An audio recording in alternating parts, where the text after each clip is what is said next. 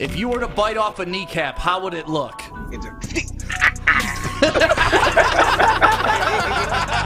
Woodward Sports, let's go.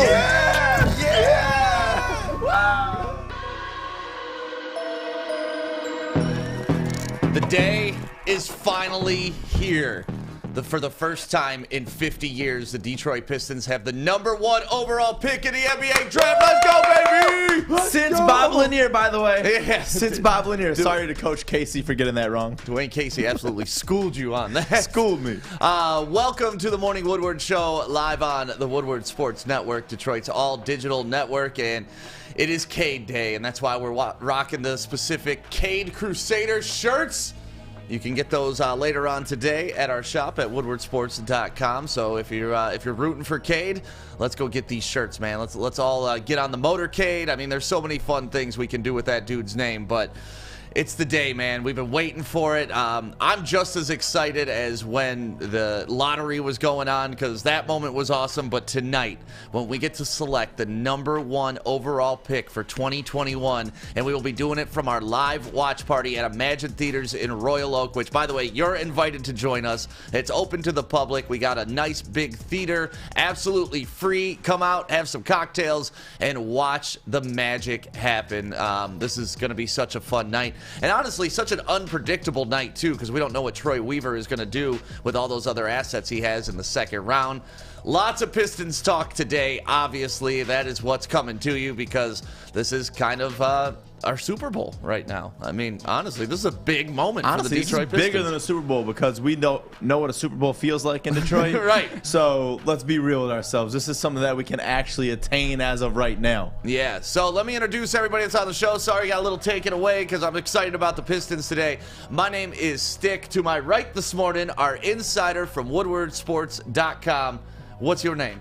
Andrew Jonna. Welcome, Andrew. Jonna. From Albion College. He's a swimmer there. He's the man. And to my left this morning, it is Joey. I am back and I am ready. And we have Alex in producer land. We have Fish making sure we sound good. And then, of course, Jeff is on socials. And everybody is rocking Pistons gear today. I absolutely love it. Except Fish. Fish got the Olympics on. That's Pistons enough for Fish. It's blue and red, right? You can call it whatever you want. There you go. Did you wear that for the Pistons today? No, I mostly wore it for the rain, I'll be completely honest. Show that flex. Flex your left arm, though, for the camera. Yeah, USA, baby!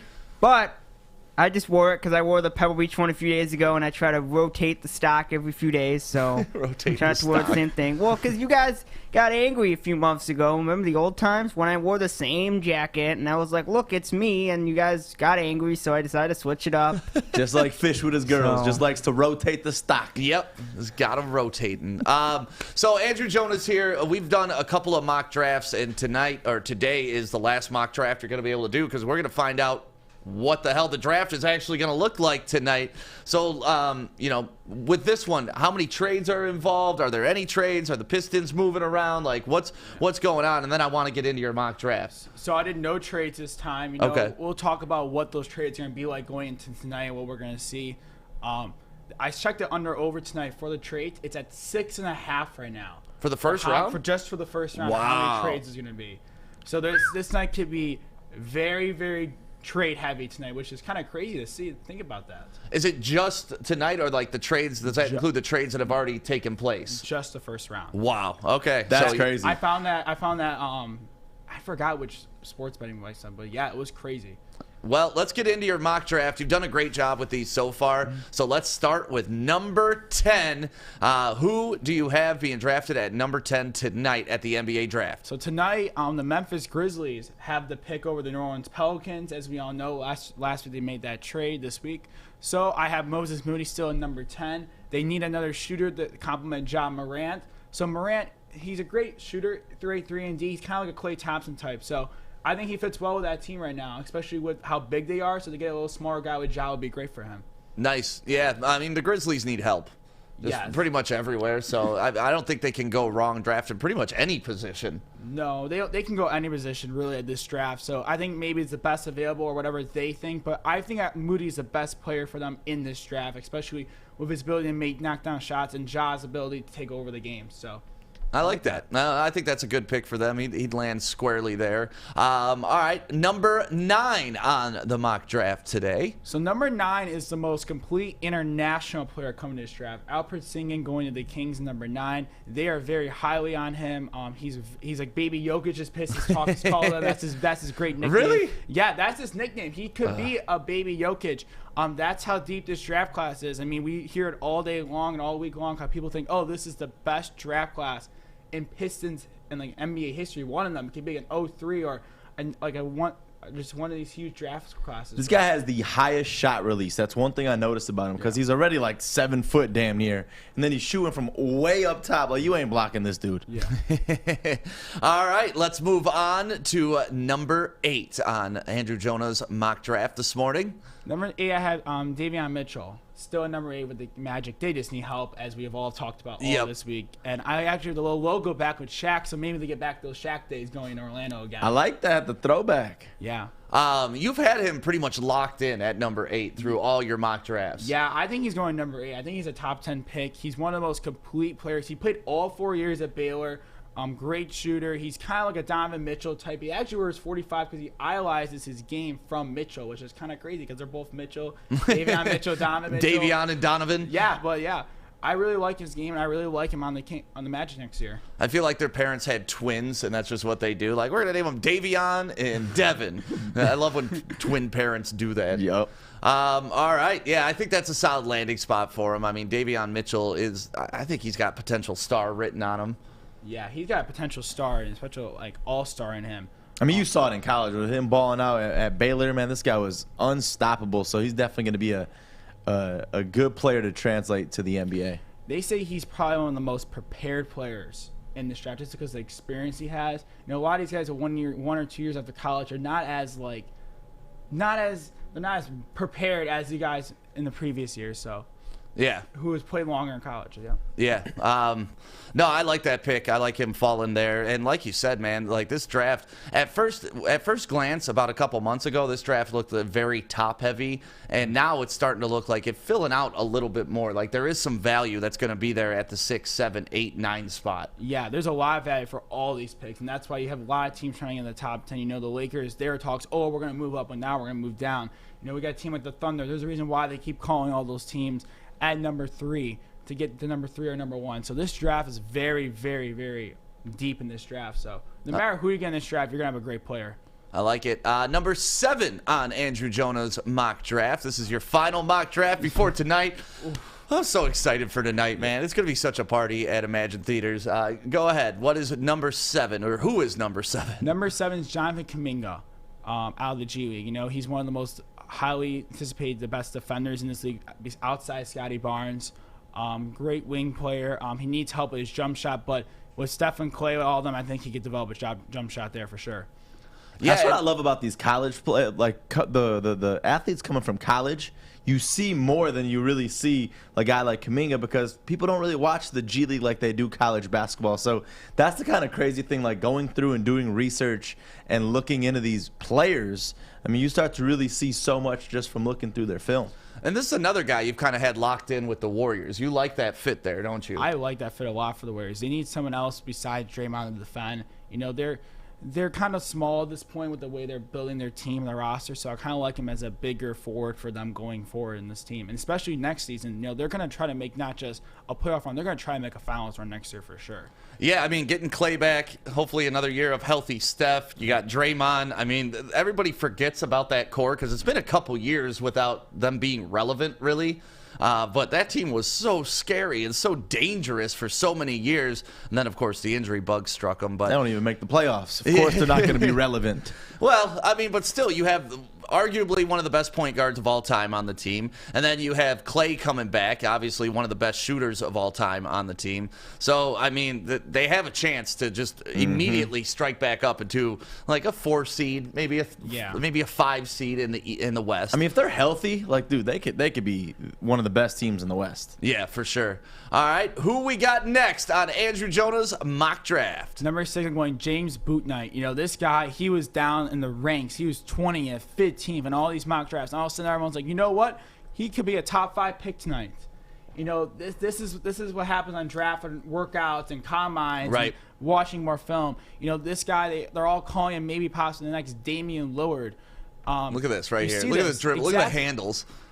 Woo! You know what's crazy about Book Knight is when you look at the projections for him in the draft. I mean, you have him so high at number 6. There's drafts that have him at like 15, even 20. Honestly, when all these mock drafts first started coming out and early in the process, that's about where he was everywhere. And like we had talked early on about Troy Weaver maybe using one of our 3 second-round picks, moving up into like the 15 area like he did last year with Isaiah Stewart and Sadiq Bey, and able to pull a Book Knight because we've heard nothing but good things about him. And I've also heard that the Pistons like this guy. The Pistons do like him. You know what? A pick that they could trade for is 7. You know, the Warriors, they were talking about getting Miles Turner. So don't be surprised on draft day. Maybe they trade that 14 for 7 pick throughout the night, and maybe Troy Weaver gets back in that 14 spot if Book Knight's even available, which I highly doubt he won't be available after 6. The Thunder are really highly on him more than Kaminga right now, as sources were reporting. Yeah, I mean, they say he's going to be the next big shooter in the league. Like, they compare him to Devin Booker very often in his game. So if his game can round out and he can become more of the dribbler and the facilitator, like, his shot's already there. So that's one thing that I've heard about. He's just pure shooter. Yeah, he's probably one of those pure shooters that are the best in this draft outside of Cade or Jaylen Green. So this is a great pick for the Thunder. They need lots of help again. They have all those draft picks. You know, maybe they even move up in this draft and takes all those picks and get back up in maybe the top 10 or top 15. I mean, you never know. Right. No, it sucks, though, because when you have a shot to get a guy like Book Knight at the 12, 13, 14 range, and now all of a sudden he's the man in the draft, and you see that every year. There's always one guy that just shoots to the top through the combine, through the workouts, through all that stuff, and this year it's Book Knight. Yep. And even when Troy Weaver was sitting in that chair right there, we brought up Book Knight, and he was like, yep, we like him. But I don't know if we're going to be able to have a chance to get him now if he's that high up. So we are to the top 5, correct? We are to the top 5. And this is where things get a little sticky, but we will talk about that coming up next and give you the rest of Andrew Jonah's mock draft right here on Woodward Sports. But first, Joey, tell him about Pam. Yeah, we got to tell them about Pam because this is an event that's sold out and you're supporting one of Woodward Sports' own. Darren McCarty, the 3rd annual Darren McCarty charity golf outing, August 6th, which is next weekend at the Links of Novi and Public Adjusters of Michigan. They got that exclusive. The last tickets left for you to win a twosome to be at this golf outing. So go to woodwardsports.com right now, and thank you again to our friends over at Public Adjusters of Michigan for this. Tony is a 3rd-generation logger that has a simple, practical approach to life and work. That's why his Coast DX342 knife is perfect for him. The stainless steel blade is rust-resistant and made for all-weather use. And the double roll-lock safety ensures that it will never inadvertently close when he doesn't want it to. That's why Coast is trusted tough. Welcome back. It is the Morning Woodward Show live on the Woodward Sports Network. And look, a little nasty outside today. Is it supposed to rain and be disgusting all day long? I don't know, man. I don't like it. No, it ain't supposed to. I don't know. They Corey 85 and sunny. See, this is Detroit. 85 and sunny, and now it's looking like this right now. Well, Corey was supposed to be at it's raining. Is it raining? Corey was supposed to be at training camp, but it looks like they're moving the practice inside, and because of COVID restrictions, they can't have a ton of people inside. So we may see Corey back here before the end of the show today, and he can give us a little update on Lions training camp, which is going on. And yesterday they had some great quotes from Dan Campbell, and we'll get into those coming up later on the show. But first, we got to round out the top 5 of the NBA draft that's happening tonight. And once again, we are doing a live watch party at Imagine in Royal Oak. This is a free event. You can show up. We got tons of Pistons t-shirts to give away. We have water bottles to give away. A couple of these Cade t-shirts that we can give to some people while they come and hang out with us. But really, it's just we want people to come out and witness history tonight. I mean, it's the first time we've had the number 1 pick in 50 years. Everybody's hyped about Cade. And even if we don't take Cade, like, it's going to cause such an awesome reaction in the room. I can't wait to just be a part of it and watch it with the entire Woodward Sports family and friends. Like, I've never felt so confident, too. I know we're going to obviously get down to our number 1 pick, which is cool because the Pistons got the number 1 pick this year.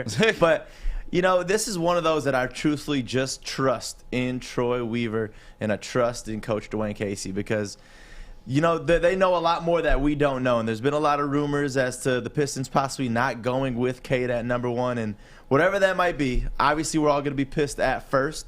But listen, last year when you see how perfect that draft went, I trust them entirely. Yeah, that's the thing. They've earned our trust. That's the biggest thing. In only one year of a solid draft last year. Yeah, well, 1 year of pulling 3 effing starters out of the first round when, you know, nobody else was really making those moves. And the way Troy Weaver was just being savvy and moving around the draft. And, you know, our watch party last year was just us sitting on the couch with some pizza, remember? Yeah. We, like, strapped a microphone to the table, and that's how far Woodward Sports has come since the last draft. We had duct tape, I think, we were using for the like, we were bootlegging it the whole way through. But honestly, after the 7 pick, we wrapped up around pick 8, pick 9, and then as soon as we were over, it was like announced that the Pistons moved back up into the first round, and I'm so glad they did because at first it was like Sadiq Bey, Isaiah Stewart, all right, we'll give him a shot this year. Even Saban Lee. And then we gave him a shot this year, and they definitely panned out. So in Troy Weaver, I trust, and in Dwayne Casey, I also trust. So let's get into the top 5. Who do you got on the top 5, Andrew Jonna? So number 5 going to Magic, it's going to be Scottie Barnes. You know, I like to compare his game to Draymond Green or Pascal Siakam. All about defense, rebounding, shot blocking, stealing. Does anything for his team. You know, that's the best comparison is Draymond Green. You know, he does anything for his team, and there's a very high likely chance one day he could be the defensive player of the year. Yeah, he's an all-around athlete. You could just see him dominate both sides of the ball when he has to. I like what he did at Florida State. You know, he was a good player there. I think in any other year, he may be a top 2 pick. Yeah, for sure. I mean, the problem is that he's not a shooter. You know, he's not a great shooter. He's only like 29% from 3, which, you know, you can develop that at the NBA today unless you're Ben Simmons. But, but other than that, he can really develop a jump shot. He can be a scary player one day. Very, very scary. Yeah, he's going to be useful for whatever team uses him, or whatever team has him, because he can be, you know, he's kind of a Swiss Army knife right now. Like, you can put him in so many different positions, have him guarding pretty much the 1 through the 5. Yeah, any position you can guard him at, any position he can guard, any position he can play, and that's the thing about him. He's an all-around, like, hey, I'm going to do anything for the team. Right. Team player, team atmosphere, always about, especially at Florida State.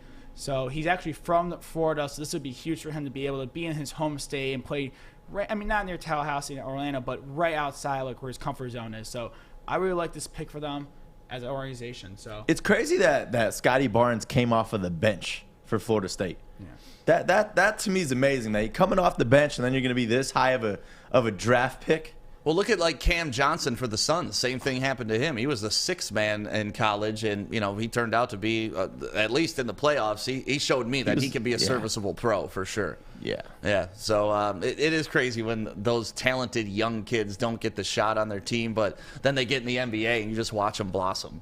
Yeah. So, yeah, number 4 on Andrew Jonah's mock draft, preparing us for tonight, the NBA draft. Pistons with the number 1 overall pick. But who you got at number 4? Number 4, I got Jalen Suggs. You know, he just screams Raptor. Yeah, he does. He just screams, and we talked about it all throughout the months before it. He just screams Toronto Raptors, Toronto Raptors. Do we know if that's Drake's boy or not? Is Drake reeling him in somehow?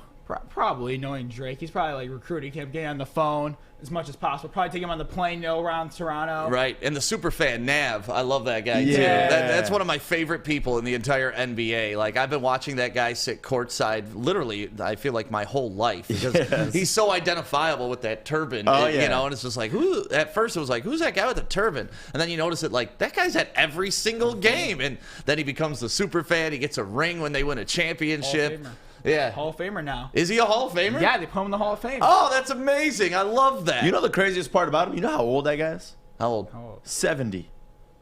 Dude looks like he's like 40. Hey, living right, man. Living life. Yeah, and I guess he's a car dealer. Yeah, he owns a lot of dealerships around the Canada area, so he's like very well known. He came from a different country. I heard his story before. It's a little like documentary on YouTube. They made a little film about him. Yeah, no, it was a great story. Like Yeah. probably when he first got to Toronto, people were kind of like just not treating him right because of his turban, and he was told that he would never succeed if he was wearing that all the time. And So dumb. Now look at him. Now look at him. And we're rooting for him, even though it's a Toronto Raptor, and we don't like them at all.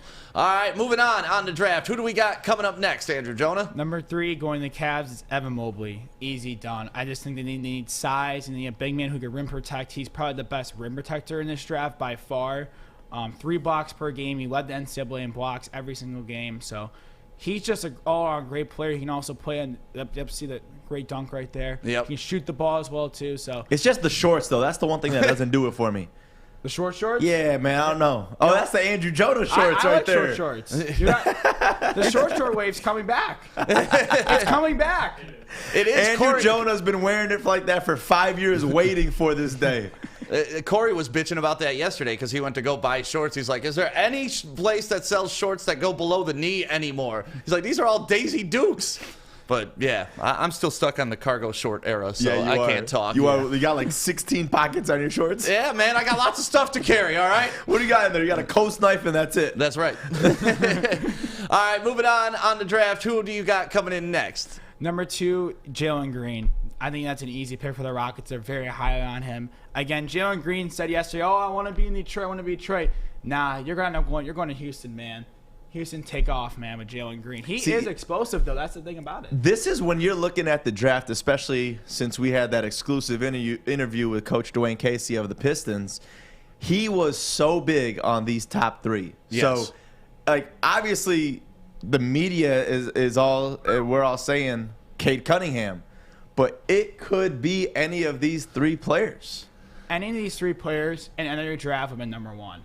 Jaylen Green, and I keep saying it over and over again about everyone, Jaylen Green was the prospect out of high school that everyone wanted. You know, everyone last year was talking Jaylen Green, Jaylen Green, Jaylen Green. All of a sudden, Cade Cunningham had a rise in college, and everyone was like, oh, Cade Cunningham should be the number 1 pick now. I mean, now I spoiled it, but that's how people highly think of Jaylen. I don't think you spoiled it, Yeah. man. We're sitting up here in Cade T-shirts. You haven't listed them in the top 10. I don't think you spoiled I ain't gonna it. lie, I thought you were gonna say Franz Wagner. Maybe it was a Franz Wagner, but Jaylen Green's one of the most explosive players. He's one of the best shooters, actually. He was 40% last year in the G League, and that's in the NBA line. So he already has experience shooting from the NBA line, even though college moved their three-point line back last season. Jaylen Green's a great shooter, but again, people love Cade because he can play on the ball better than Jaylen Green. Jaylen Green's more off the ball, and that's the thing that people love about Cade is that he can play make more than Jaylen Green. You know, I won't lie, all of the hype about Cade kind of persuaded me over to be on the whole Cade Crusader life, because initially I was all about Jaylen Green, and if that were to be a decision that they went tonight, if we got some capital out of that, I'm telling you, I'm not going to be mad. I really wouldn't. The world would be shocked, but I would not be mad. That's the thing. Like, if we do trade down to this number 2 spot, and then we're able to trade back up and get a Book Knight, and we can, we can get Jaylen Green and Book Knight, I'm not gonna be terribly upset that we didn't get Cade, but I will, because then these T-shirts are pointless. No, we'll market them to whoever drafts him. Yeah. There you That's go. not Detroit in the skyline. Yeah, that's not the Rensen. Yeah. But for me, I like Jaylen Green. I love his athleticism. I think you put him with Killian Hayes. That's a dangerous 1-2 punch because Killian is a better facilitator than he is anything else, and Jaylen's a better finisher than he is everything else. So, And Cade is the facilitator as well. yeah, that's the thing. But just Cade's so long, and like we'll get into Cade coming up next. But if they do trade down for Jaylen Green, that is the only acceptable person in this draft that I would be okay with them trading down. And I'm only like 30% okay with it. Like, I'm not sold on it, but I could understand the philosophy behind it. It's crazy hearing all these rumors as to what possibly could be happening. Oh, Coach Casey's big on this guy now, big on this one. Pistons might trade back. There's so many options that we have this number 1 pick that every team is going to try and do stuff with us. Yeah, Yeah, that's the cool thing. And I also like how the Pistons have been playing this. Yes. Like, they haven't come out and committed to anybody yet. And that's made a lot of people uneasy, you know, because they should be knowing who they're going to select with that #1 overall pick by now. I mean, they've been on the clock since literally June Ben Wallace 22nd. was going like this. June right. 22nd. It's So- been over a month. I So love I'm it. sure they have it figured out as an organization, but I like how they're playing it close to the vest, unlike the Lions 2 years ago when it was like, all right, we're going to overpay a backup quarterback so you know we're not taking Tua, so nobody's ever going to give us draft capital to move up. And I like the way the Pistons are playing this, even though it's causing us to have, like, who the hell are they going to take? Are they going to trade down? I've heard they like Green. I've heard they like Suggs. I heard they like Mobley. I heard they like Boot Knight. But that's what you need to do. Keep them guessing so people don't know what offer to give you. Yeah, I mean, that's what you got to do. You got this #1 pick. You can play and dangle that carrot in front of everybody in the draft. That's right. The best thing about Troy Rivers is during that press conference he had, he said, you know what? He asked about Troy Rivers, and Troy Rivers, he says, you know, he said, talked over and over again. He says, you know what? If you give me Giannis, I'll trade the pick. Why not? But he's not going to trade this pick unless it's a top player. Yeah. I mean, unless it's a Giannis or like a Luka or like someone like that, he's not trading it. He's not trading his #1 pick. This is not going to happen tonight. Unless you get the most insane offer, like a ridiculous offer that like the Sixers want for Ben Simmons, like with like 10 draft picks, there's no way Troy Weaver would trade this pick. He's been very, very telling people on his press conference, don't believe everything you read. Don't believe these trade rumors. These are not true. And you know what? That's what the thing about it is. Keep telling What did he call yourself them? that. Did he just say they're bunk? Well, Keep- that is quote, keep they're telling bunk. He yourself literally that. said they are bunk. He literally said, I have bunk. He literally said, he already got asked, do you believe in these trade rumors? He said, I don't really comment on rumors. I just don't believe anything. I'm just stating, don't believe anything you read. The rumor mill does nothing for us right now. It's all bunk. It's all bunk. I love that quote. So let's get into your #1 overall pick, man. And like you said, you kind of let the cat out of the bag. But who do you got? I'll let you announce it. I got Cade Cunningham. Yeah, Cade! Cade is coming home tonight, I think. This is a great pick for the Pistons. They need someone. We have, in my generation, we talked about this yesterday on The Hook with Maz. And Maz thinks, why are we all going crazy over Cade? This whole network. And I say, you know what? We have never had a player like this in my generation. Look at that pass. Right. And you know what? I remember when I grew up, I went to all the Pistons games back in 05 and 06. When I was a little older to understand what was going on, I haven't had a feeling like that in a Pistons fan in a long time. No. I mean, Blake, it was fun. It was a fun year. Nah. But after that, like the playoffs, then it got old for me. Like that 1 year when he was special, like he was an all-star, you know, it was something exciting for the city. But this is something even exciting. This is something that I've never felt a #1 pick, you know, coming to Detroit. You know, I was a little younger for Stafford. You know, I was a little young when the Red Wings won. You know, I was in 3rd grade, but I still remember those moments. But Oh, you really remember if you remember the exact grade you were in, too. Yeah, I But that's remember- the best, though. I mean, you look at generations. I mean, wherever you lie, obviously you probably were with the Pistons throughout their championships. But, I mean, for someone like you probably weren't even old enough for the whole Darko to understand all that. no, I didn't even know who Darko was until like probably like a year or two. Like, No it- blessing. Pistons, no What- Pistons fans either. Yeah, No. what a blessing. So, yeah, #1, Cade Cunningham. What do you like about Cade's game? I just like his playmaking and takeovers in the game. You know, we need someone to take over the ball. We never had someone on Pistons say, hey, you take over this game. You know, we had Andre Drummond. You had to take him off the bench for the last 2 minutes because he couldn't shoot free throws. Blake Griffin was getting too old. You know, we had some moments maybe like, and then the Brandon Knight, that whole area of basketball. We have never had a guy that can just take over games since Grant Hill or Isaiah Thomas. You know, we had Chauncey and Rip, but they were more of a team and embodying the team atmosphere. They did everything for the team. We hadn't a player like this in forever in Detroit, and this is something special for us. You know, we hear people all the time, all these top analysts on scouting, they go to all the places in Australia, they'll go all around the world, and they say Cade is one of the most clear-cut #1 prospects we have ever seen in a long time. And, you know, that's something to say, even when, just as much as Zion was. So this is a clear pick for the Pistons. I'm so excited for this pick. I cannot wait. I'm going to actually pre-order my jersey tonight because I'm just so excited to have that jersey. I get everybody saying, oh, he's a pure number one, but, like, you can't compare that to a Zion. Like, Zion was a pure number one. There was no competition, but you could compare a lot between Cade and Jaylen Green. Yeah, but honestly, I don't care. We haven't had a superstar in Detroit in so long, and that's what we need. Jeff, you got your hand up. What you want to say, buddy? I just want to say real quick, like Zion, like with Cade, there is zero weaknesses with this man. Like Zion coming into the league, there was question marks. Like he can dominate inside. Cade has like literally zero weaknesses. Like I've been watching all kinds of videos on tape on the guy. Doesn't have a weakness. He can hit free throws. He can shoot the ball. He can pass. He can rebound, play defense. He's a basketball player. He's all around a basketball player. Like Jaylen Green, it's like, can he play defense when he gets into the league? It's like, what is his shot? His shot looks good and his scoring looks good, but it's like, Cade is like, dude, do you have a weakness? Like, come on, the guy's just too perfect. I love him. And selfishly for the organization, I mean, Coach Casey said it himself. They announced that number one pick, and everyone, obviously assuming we go with Cade, $400,000 in ticket sales right away. Yeah. Right away. We have a superstar like that in Detroit. What that's going to do to the city, I mean, it's got to be the move, but it's just, who knows? Well, we're going to find out tonight. The NBA draft starts at 8 p.m. Our live watch party starts at 7:30 right here on the Woodward Sports Network, so you guys can watch from home. Or come join us live. We will be at the Imagine Theater in Royal Oak. We got our own theater to watch this. It's going to be such a great party. Everybody from the whole crew here is going to be there. So if you want to come hang out, you are invited. Imagine Royal Oak tonight. 7:30 is when the live broadcast starts. But 8 o'clock is when the draft starts. And by 8:10, we'll probably know the future of the Pistons. We're going to know tonight at 8:10 around that time. Draft starts at 8 p.m. tonight. Yep. Less than 12 hours away, and we will know who the Pistons will have. I love it. Watch us have some news right before the show ends. I mean, that's what I'm just waiting for. Just that tweet, a trade happened. Up this. You know what?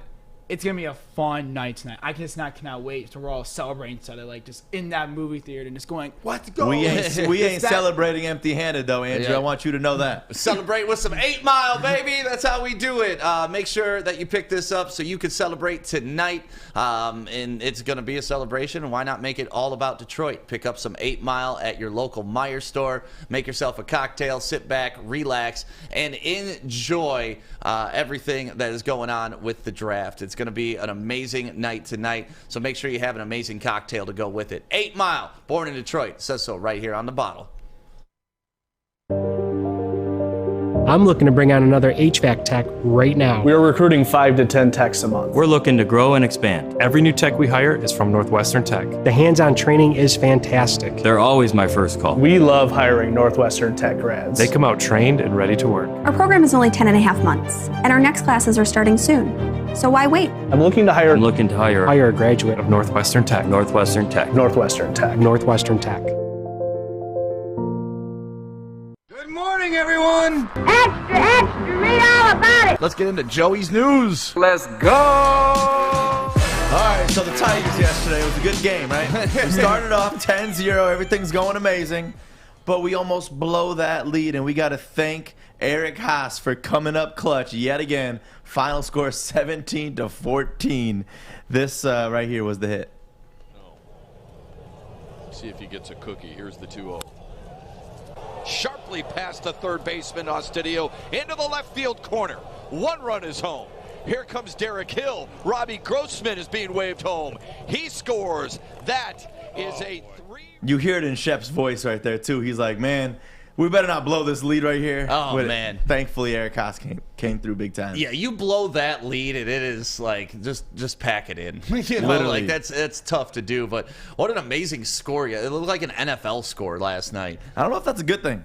It is if you like offensive baseball. Right. I mean, it's an exciting game, to say the very least. Yeah, they were scoring tons of runs, as you saw that, you know, that the bases clearing hit at the end to get those 3 runs to push us ahead. And, you know, baseball's weird like that. You get up 10 runs, you kind of lay back, and next thing you know, it's tough to get back on that horse. But glad the Tigers are doing it. What are they, 7-4 in their last 11 games? Yeah. You know, they had that little 49-55 on the season. Yeah, they had that little losing streak, but they're over that now. Back-to-back wins. We can forget about that. It's in the rear view. Let's go Tigers. And every single Tiger had an RBI in this game. That's crazy. That's a stat right there. When I heard that, I was like, is this true? That is a crazy stat. Unbelievable stat right there. Yeah. And another day, another Ohtani dinger.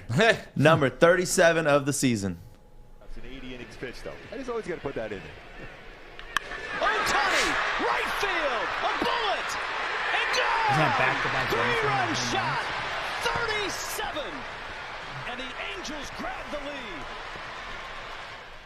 19 of his 37 home runs this season have been 110 miles or higher. Off the bat, yeah. Off the bat. It sounds different when that dude hits the ball. Like, it reminds me of Miggy. When Miggy was in his prime and he would hit the ball, it's like a more pure pop than normal. Yeah. Like, I just love that sound, man. Love it. It's a beautiful sound right there.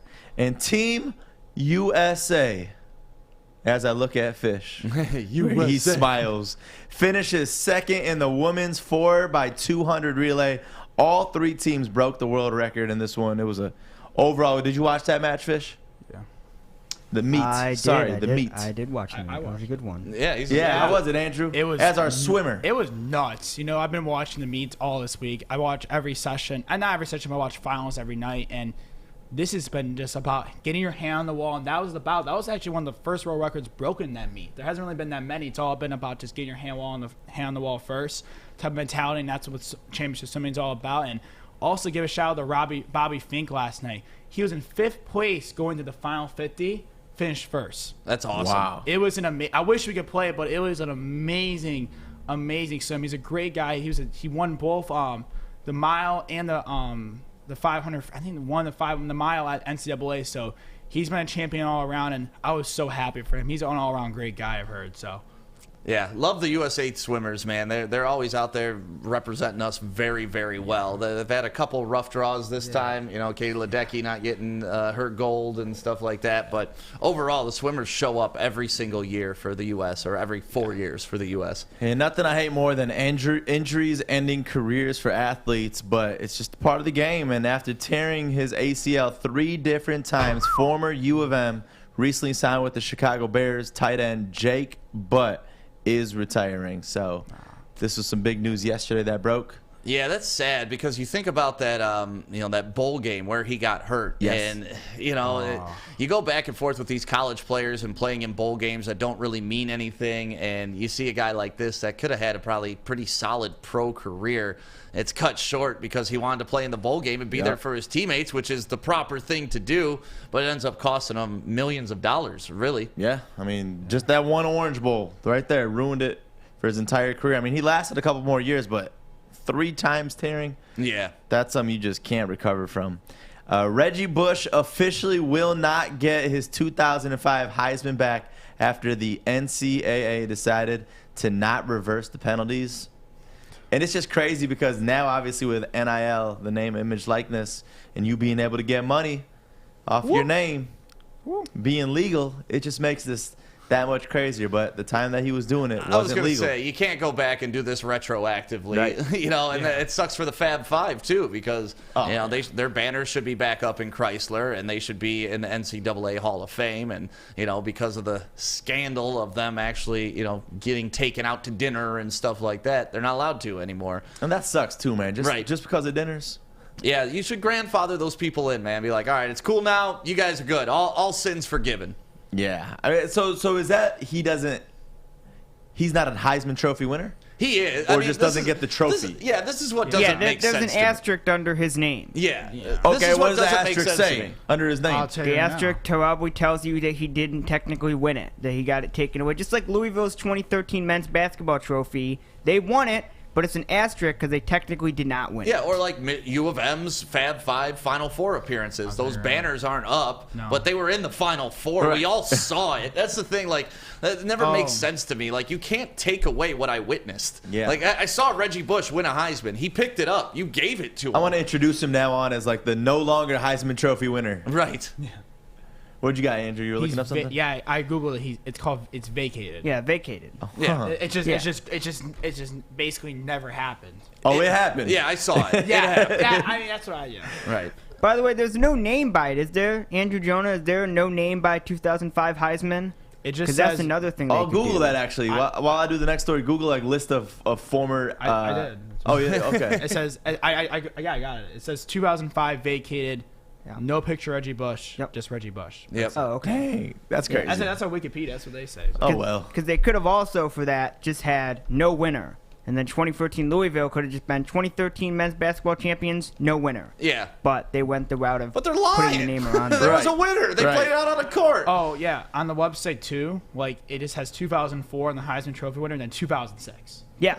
That's another thing they could do. That has to be Reggie so Bush annoying. Right. So annoying. Right. Like, all the efforts it took to go through that, just give the damn man his trophy. Well, they don't want to put his name up because then they're giving credit when they don't want to give credit. Yep. So, makes sense. And after practice, Lions defensive end Michael Brockers talked about Dan Campbell participating in down-up drills with players during practice. I love it.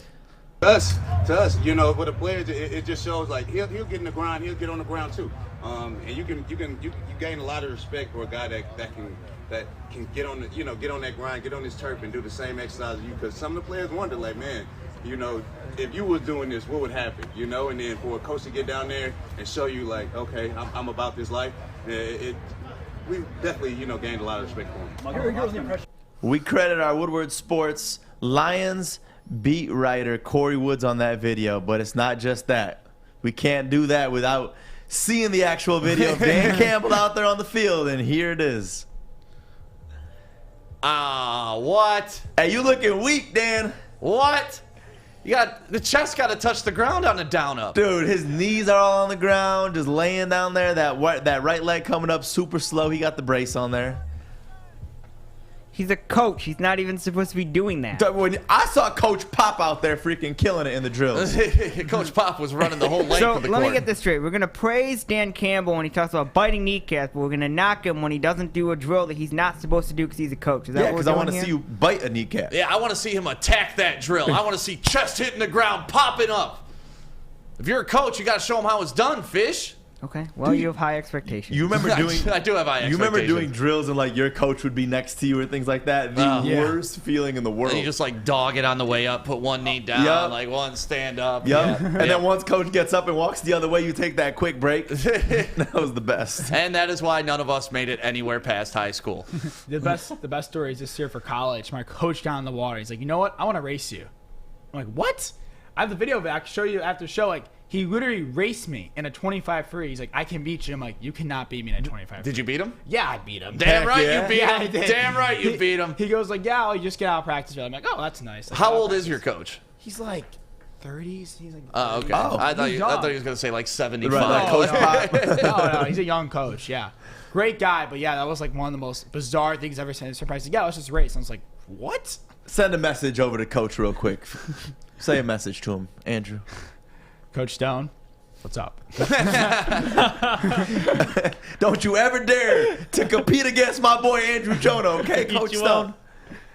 And now I just wanted to give a quick little shout out to my people at Bridge Street Exchange in downtown Fenton because I love them. We've been talking about them for months, and they got that new location in the Somerset collection, so you got to go in there and take advantage of this 15% code that it's a Woodward Sports exclusive. So go in there, and you're going to tell them, hey, Woodward Sports sent me. They're going to give you 15% off your entire order. It's just the menswear spot. They got everything that you could imagine. Go in there and say what up to them.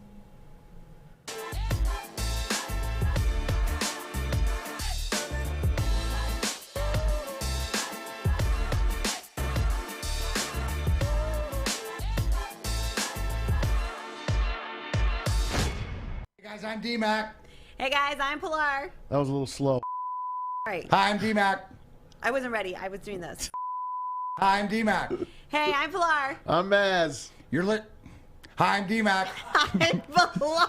I'm Maz. We suck. You suck. Catch us Monday to Friday, 3 to 5. Every day right here on the hook. On Woodward Sports Network.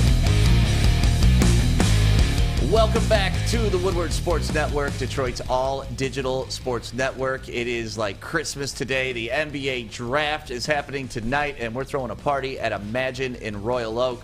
So if you want to watch the draft live with all your friends here at Woodward Sports, we'd love to have you. It's a free event. We got a whole theater. We're going to pack it, and we are going to have fun when the Pistons announce whoever they're going to take at number 1. But as you can see by our T-shirts, we're all hoping it's going to be Cade Cunningham. 7:30 the live broadcast starts, but you can start showing up at like 7 or so. Make sure you secure your seat, because I'm predicting this is going to be a standing room only event. Yes. I mean, there's only 50 seats in this theater, and people look at that and say, oh, wow, that's a lot, but not for this draft party tonight. So make sure you get there early. Obviously, get you some popcorn, and we're going to have a good time tonight, because it's going to feel so weird for us, because we're always so used to having to wait a couple picks for us to be up there. But it's just starting right off rip. Detroit Pistons. Yeah, to lead it off is crazy. Honestly, like, we've never experienced it. Like with the Penei Sewell draft with the Lions, there was some build up to that. Like, all right, is Waddle going to go? All right, who are they going to take? Yes. We didn't know exactly who the Lions were going to take. And we got the whole world in our hands. And all of a sudden, Penei Sewell fell to us at 7. The crowd went crazy. Like, we had a great time at the Del Mar for that. And this is just completely different. Like, we're batting leadoff. Like, we're setting the tone for the rest of the entire draft. If we don't take Cade, we could screw up everybody's plans, and our own. So let's make sure we take Cade. But yeah, tonight, 7:30, Royal Oak, Imagine Theater. It's going to be a fun event. Hopefully you guys can make it out to that. And it is now time for What's Trending with Jeff. My name's Jeff. How's it going, guys? Good, man. How you doing? Looking good in your Pistons shirt today? And no one's brought up I have a hat on yet, but you know what? No, I want to move past that, Jeff, but I don't think the comments will ever let it. No. Personally, I have, but, I respect that, Stick. The comments aren't moving on. No, the comments love your hair, and there's nothing we can do about it. It's something you can't fight. Yeah, Stick and I are just jealous of your hair. Yeah. That's it. That's why we want to move on.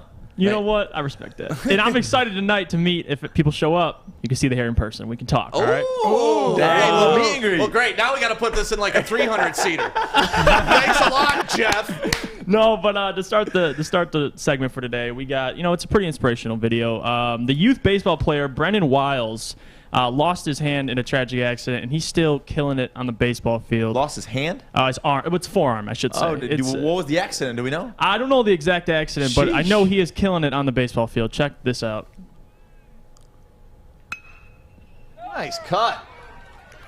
It must be incredibly hard to hit a bat with just one hand. Like, obviously, basketball, they could use different things you can work with, but like that is incredibly talented. Damn. I like how he does use like the remainder of his arm as kind of like a brace for it. Yeah. Right. Like that's He still got the little nub left, so you got to knock it out with that. Yeah, he might not hit home runs, but he's running bases, boys. You guys may be too young to remember. Do you guys remember a guy named Jim Abbott? He was a one-armed pitcher. He pitched at Michigan and then in the pros. Oh, seriously? Like he would just rest his glove here, and then he'd throw, and after he threw, he'd put the glove on and field his position. And then, like, if it got hit to him, he'd take the glove, put it in his arm, grab the ball, and throw it. Like, I mean, you got to realize, you got only one arm. You're going to learn how to use whatever you have left. So that's just as strong. It just doesn't have the actual hand part. Yeah, Jim Abbott was the man. You guys should look him up. The man. The ability to play, college ball and then it be in the pros, like, hey, anything's possible. Does not matter. But moving on, we go to the New England Patriots training camp. Cam Newton having some fun with the fans. Obviously, they just drafted Mac Jones, but you can never ruin Cam's spirit. Look at this. He's giving back to the fans, and I would cry if Jared Goff threw me a ball, man. Would you? Do you got that feeling for Jared Goff already? It's just dope to have. Honestly, it's really because it's the NFL football. I think I'd be more pointing at the fan. That's awesome. He looks like a fun dude. He looks huge. Yeah. He's a big boy. Big dude. No. Oh, that's sick. Look at this guy. Why'd you give it to him? Oh, he messed up. Hey, he's a real one, though, whoever that fan is.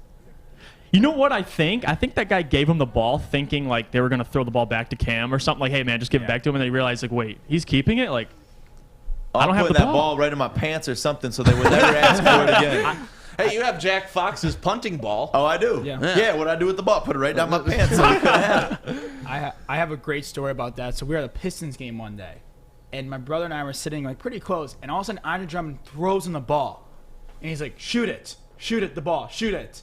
And My brother was so nervous. He threw up and almost hit someone. And the front court, he didn't know what to do with it. Rain Man. And he was in the middle of Little Caesars Arena. He was like deep. Rain Man. He was a little deep, and he just tried to throw it up and make a shot. And Jerome's like, shoot it, shoot it. My brother was so like phased and nervous about it. It was a really cool moment. That's awesome. Yeah. Go ahead. Go ahead. We're gonna say the same thing. I love when when players athletes- interact with fans. Miggy's great at it too. You know, that's one of my favorite things about Miggy. But yeah, anytime they get to interact with the fans, that's what makes like basketball such a cool sport, because you're right there and they can do that to you. Football, you rarely see that, but at practice, that's awesome, man. It's like the Aaron Judge video when he's playing catch with a fan in the crowd. Like, how badass is that? That's what's always crazy to me too. Like, there's a kid standing like 150 feet away, and you're throwing up into the outfield fence, and like every throw has to be perfect, otherwise you're nailing the old lady next to him with the ball. It's like, I don't know if I had those nerves if I'd be throwing balls into the stands, but yeah, it's awesome to see that type of interaction. All right, so we move on from sports on the outside, and we're just going to go right into the classroom. All right, apparently this teacher felt the need to record his students trying to dunk on each other, and God, if I was a teacher, this is what I'd be doing. Look at the results he got on camera.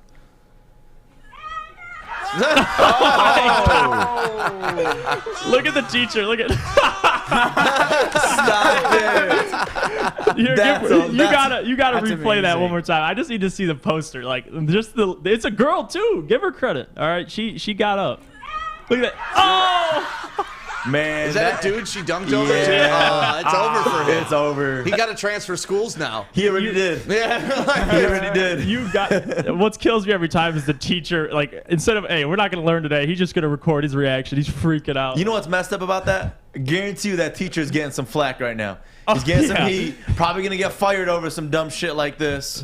That's what I hate about how soft our world is. A video like that's going to go viral, and then he's going to get in trouble for it. I mean, he's responsible for those kids' health. That's amazing. And that kid cracks his head after getting dunked on by that chick. Hey. Oh, my God. Hey, he wanted that smoke. It's all on him.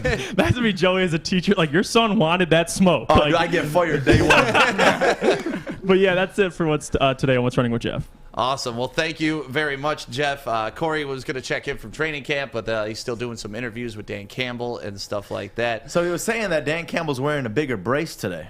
Really? Yeah, that's what he was saying. I'm thinking them down-ups got it. Day one of practice hurt him? Yeah, he said Dan has on a bigger brace now. Yeah. Do we have that video of everybody walking into camp yesterday? I think I sent it with my videos. I thought this was pretty cool. They set up like an entry cam for all the players for the Lions to walk in. And it's nothing big, but it's little things like this that'll endear these guys to the city and to the team, and it really just show them that they acknowledge the fans already. And if you start hyping up these fans and start getting that Kool-Aid drunk before the season, like look at this. Turn up the volume too so we can hear these guys. Lions fans, how y'all doing? Let's go. First day, baby. Let's turn up. Give a shout out to Lions fans. One pride, baby. How you doing? One pride. One pride. You know how it is. What's up, Lions fans? And I didn't recognize that, but that's skinny Jelani Tavai. Skinny as heck. Can't wait to see y'all. And it's just little things like that the Lions are starting to do to like just get the vibe out there and get the energy of these guys. Especially when you're like, I mean, what do we know of these players? What we see in press conferences. And this shitty media asks them horrible questions to where they don't even want to answer questions outside of our boy Corey Woods. So that's the thing, man. It's to see more behind the scenes is what I love about what the Lions are starting to do. Yeah. Because, I mean, you're seeing it with Dan Campbell a lot. You're seeing it now with the players. So, I mean, if we could get more of that, I mean, that's what it's all about is the fans. So they're giving us that content. It feels like a new book is being done by the Lions. It's not like the old days, like, oh, here we go. It's just a new, fresh book and a fresh new But it's a life. book that we want to read because I don't read books. Exactly. Yeah, exactly. Now, Corey was out there all day yesterday as well, and you know he was communicating about things that he saw. And if you want to read his updates on the everything that's going on at training camp, you can go to woodwardsports.com. Corey's got some great articles, some great videos up there. One thing that stood out for me yesterday that I saw was Amon-Ra St. Brown. He stayed after practice, one of the only guys to stay after practice, and he just worked on the jugs machine for like another 20, 30 minutes after practice let out. That's what you want to see out of a rookie wide receiver who knows that he's going to get playing time this year.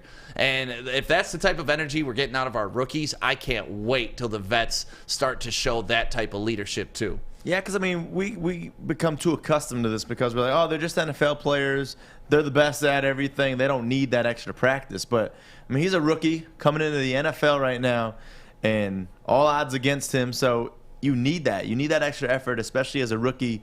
For under Dan Campbell, I'm sure that's super motivating for him himself as a coach to see his players put that extra effort in. Yeah, I can't wait to. I love that Corey's there and reports to us throughout the day. Like, he's just sending random texts like, "Yo, bro, Tavai looks skinny." Yeah, like skinny. And that was part of Dan Campbell's message yesterday. Hey, stay in shape. And he said our team is big, our team is long, and we crush the conditioning. And you love to hear that because that means all these guys in the offseason were absolutely taking it serious and were working on their craft. So you love to see that. Especially COVID. I mean, I'm sure a lot of these players put on so much weight that they needed that. Right. That extra conditioning was required, I hope, this year. Well, and you hope it leads to better lateral quickness, better just reaction time to the ball, and just, it's going to lead to just better performance. If you're feeling good, you play good. It's really that simple. Tavai being so overweight last year and what the coaching staff asked him to get to and get out of his natural body type obviously was a misuse of Jelani Tavai. Now, I'm not saying that, we didn't waste a big pick on him because he still hasn't proven anything on the field.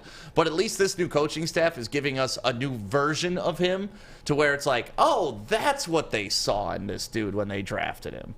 Yeah. So hopefully he has a big year, and hopefully all the Lions have a big year.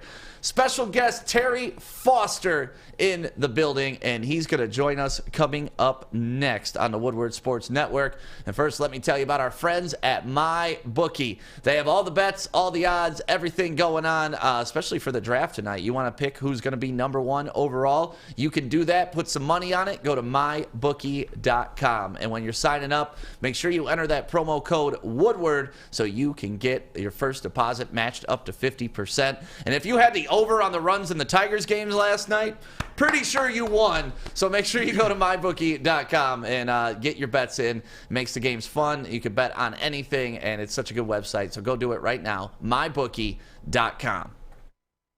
We are here, downtown Fenton, my favorite Bridge Street Exchange. That's right. And you want to switch up your wardrobe this summer? It's this easy. You ready, Joey? I'm ready. All right, you ready? I like it. You want to do it again? Yeah, let's do it again. All right.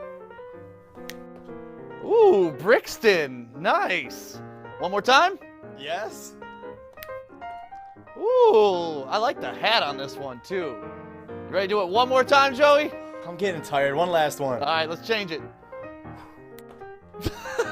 Bro, where's your shirt? You need new clothes this summer. Bridge Street Exchange in Fenton. That's where you need to go. Thank you, guys.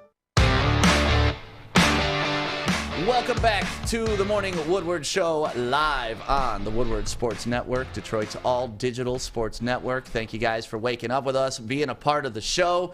It is Thursday, so that means one thing and one thing only. At 9 a.m., our friend Terry Foster comes in and schools us for about an hour. Welcome, Terry. That's right, and I talked to one of my boys last night specifically for you guys. Oh, I heard. Believe me, we already heard. What boy? Brother Walt is different boy though. All right. He is an NBA scout. Okay. And I asked him specifically, if you had the #1 pick in the draft, where would you go? And he talked about Cade Cunningham and Jaylen Green. Green. He said you could go either way. That was his exact quote. Did he say why? Well, he said that Jaylen Green is very athletic. He's a shooter. Yep.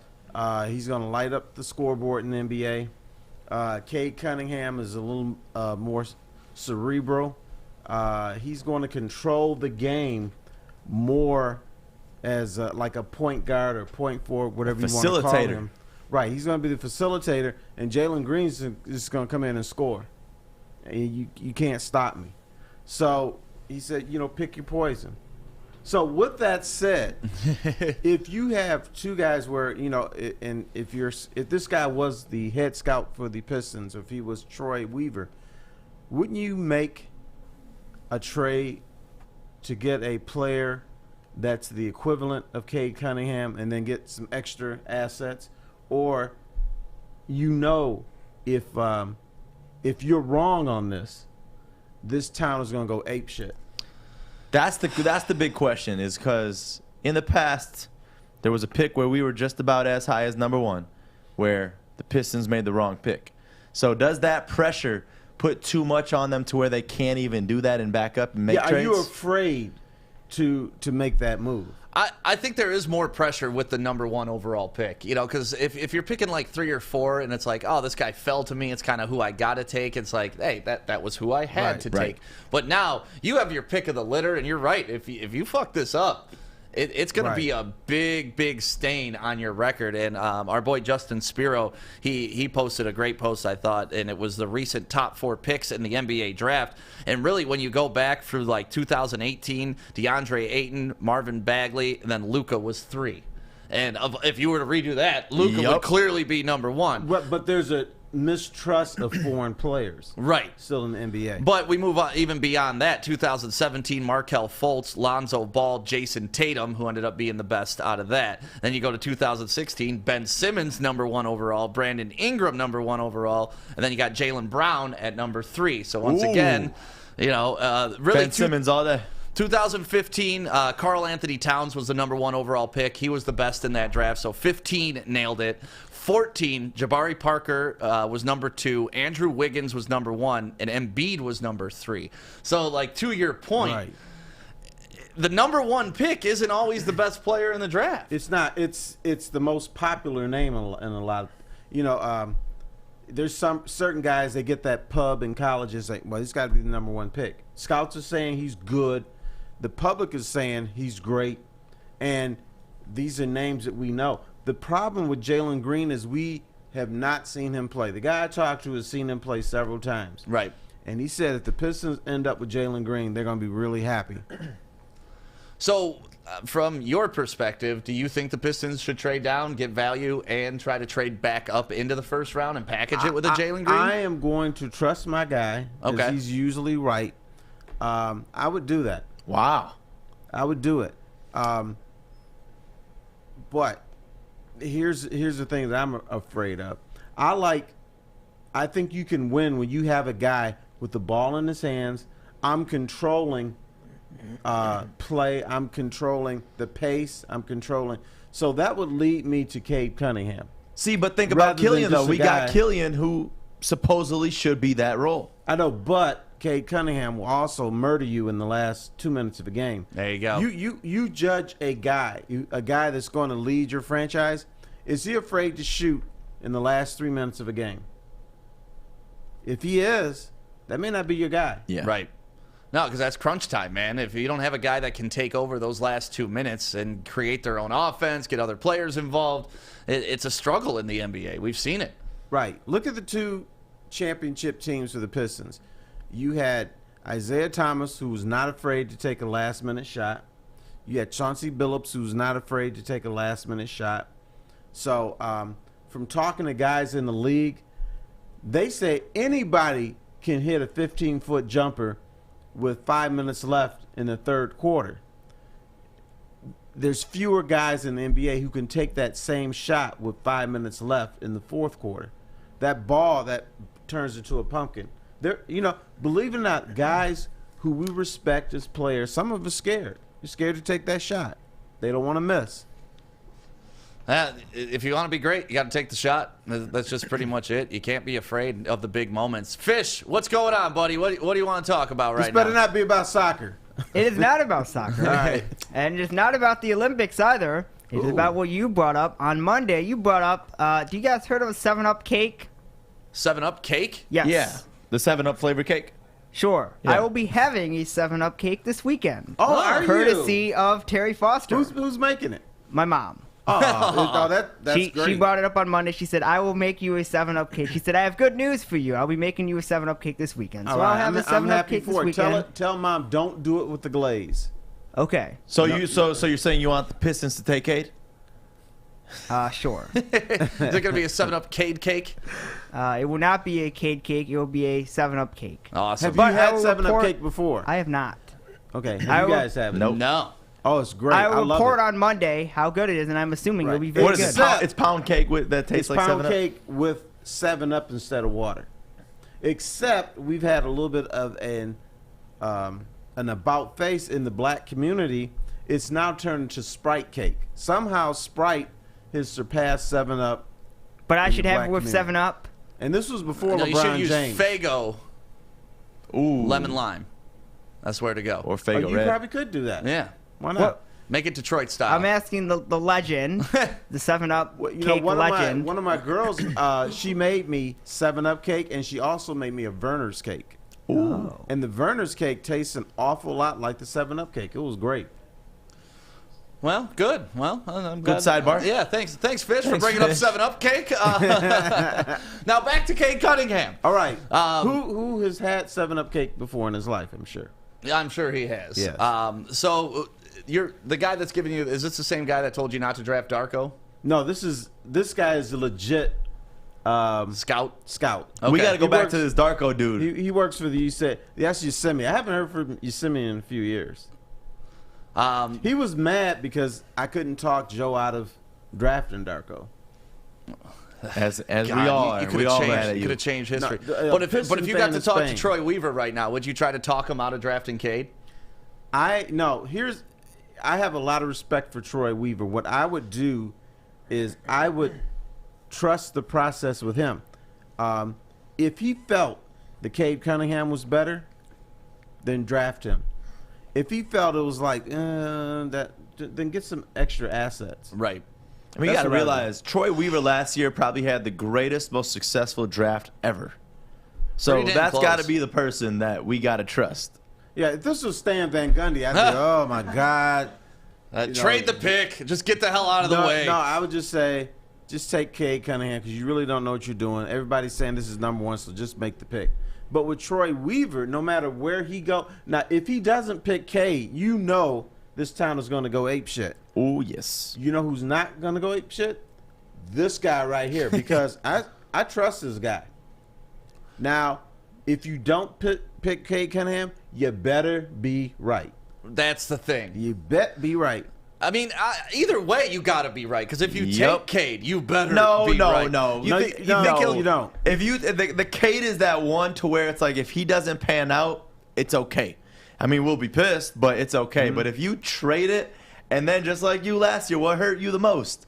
You wanted them to take Halliburton. I wanted Halliburton We so didn't bad. take Halliburton, and he was up for Rookie of the Year Ugh. until he got hurt. So it's like that's the thing that we cannot have, especially having a number one pick like you said earlier. You got that number one pick. It's all in our control. Terry, what do you normally do on draft night? You just sit back and relax and watch? Sometimes I've been working draft night, which is a pain, but most of the time I just kind of watch and kind of say, well, this guy should be taken or this guy should be taken, and oh, this team fucked up and this guy can't play, or ooh, they got to steal. So I'm just kind of talking to myself. All right. Well, do you want to come to our draft party and hang out with the kids? And now, are the guys who went crazy when they got the number one Yup. pick, are they going to be there? Yeah. Yes. Then tell me. Every yes, single I one wanna of them be will there. Where is this? Imagine Theater in Royal Oak. Okay. Now, do they let old guys in Imagine Theater? We'll let you in. After 9 o'clock? Yeah. All right. No, it'll be fun. We got a whole theater just for us. We're gonna watch it on the big screen, and we're gonna do a live watch party like we did for the Lions draft when we were downtown. And it's just gonna be a fun event. And I know it hurts me that you don't get excited for sports, and I know you love them so much. Deep down, we know he does. I'm excited, but I'm not going, yeah. He's like me. Huh? He's like me. I'm the same Or way. you're like him. Or that. Or that. Let me ask you this. Okay. What was your reaction when we got that number one pick, though? My reaction is about time, because I always think that Detroit is going to get screwed out of number one picks. I know the Wings will never get the number one pick, because as long as Gary Bettman is the commissioner, because he just and I've had a few conversations with him, and I told the story one time. I think it was '97.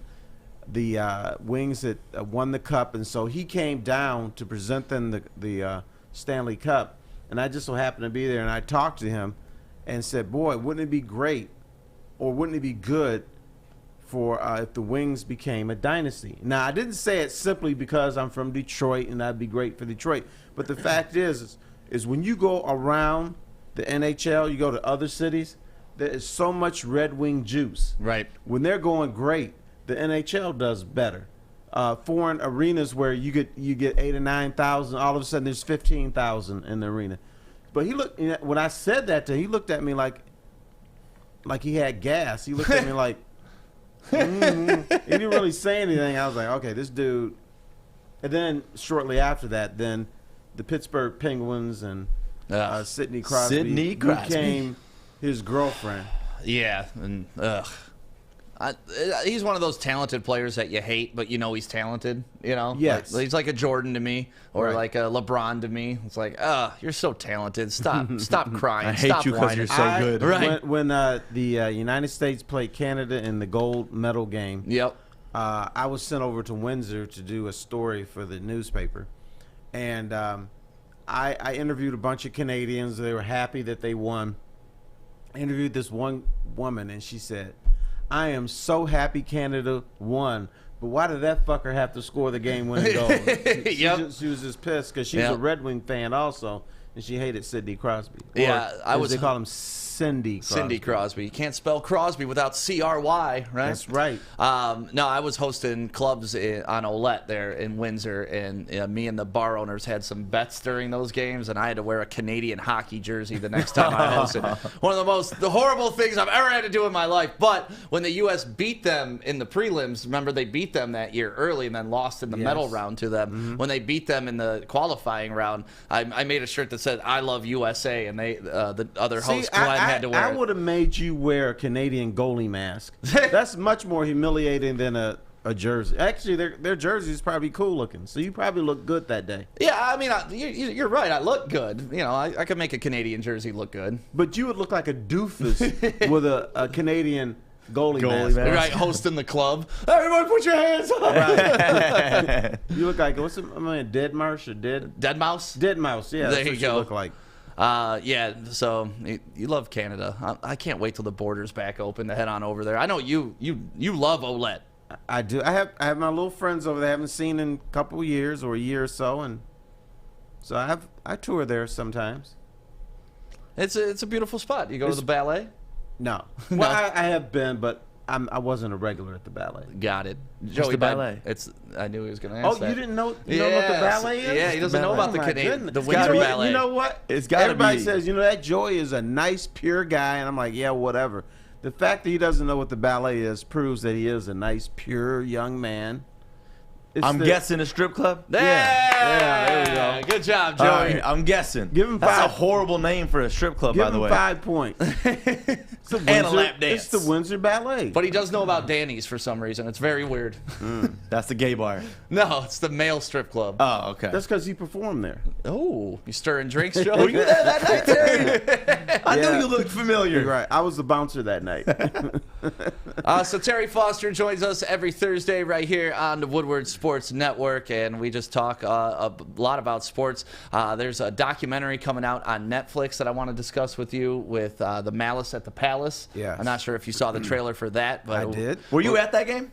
No, I didn't go. Well, let's discuss that and more coming up next right here on Woodward Sports. But let me tell you about our friends at Levels. Cannot wait for their grand opening in Centerline, and then the delivery service is open. So if you're looking for good delivery, you're looking for things that you want to do in Centerline, there's only one place to do it, Levels. Go to enjoylevels.com right now. Check out all the things that they offer, and give them a follow on Instagram right now. Head on over at enjoylevels on Instagram.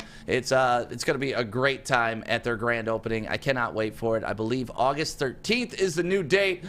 It's been such a process, but all the things that they have planned to get this thing off the ground, we couldn't not do it the right way. So we'll see you at Levels grand opening in Centerline with Woodward Sports. Hi, I'm David Hall from Hall Financial. And at Hall Financial, we treat our clients like family.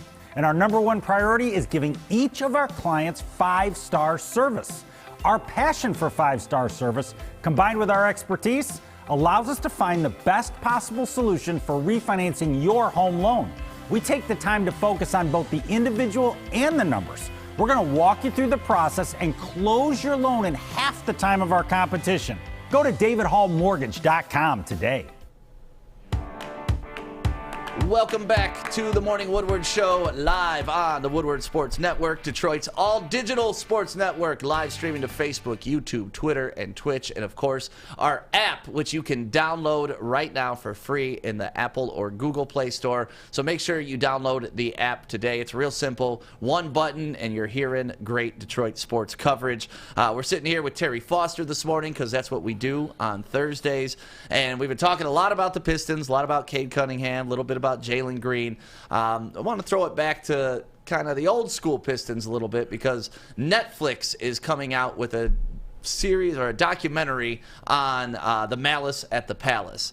And the trailer came out, I believe, yesterday or 2 days ago. And here is a little sneak preview of what it's going to look like. Some people have control over their emotions. I don't. I was trying to find any way to escape. I want the story out there. Like, what happened? Go frame by frame. A fight broke out between the Pacer team and the fans in the stands. People were trying to hurt me and others. It was a full-scale riot. I'm never talking about this shit again.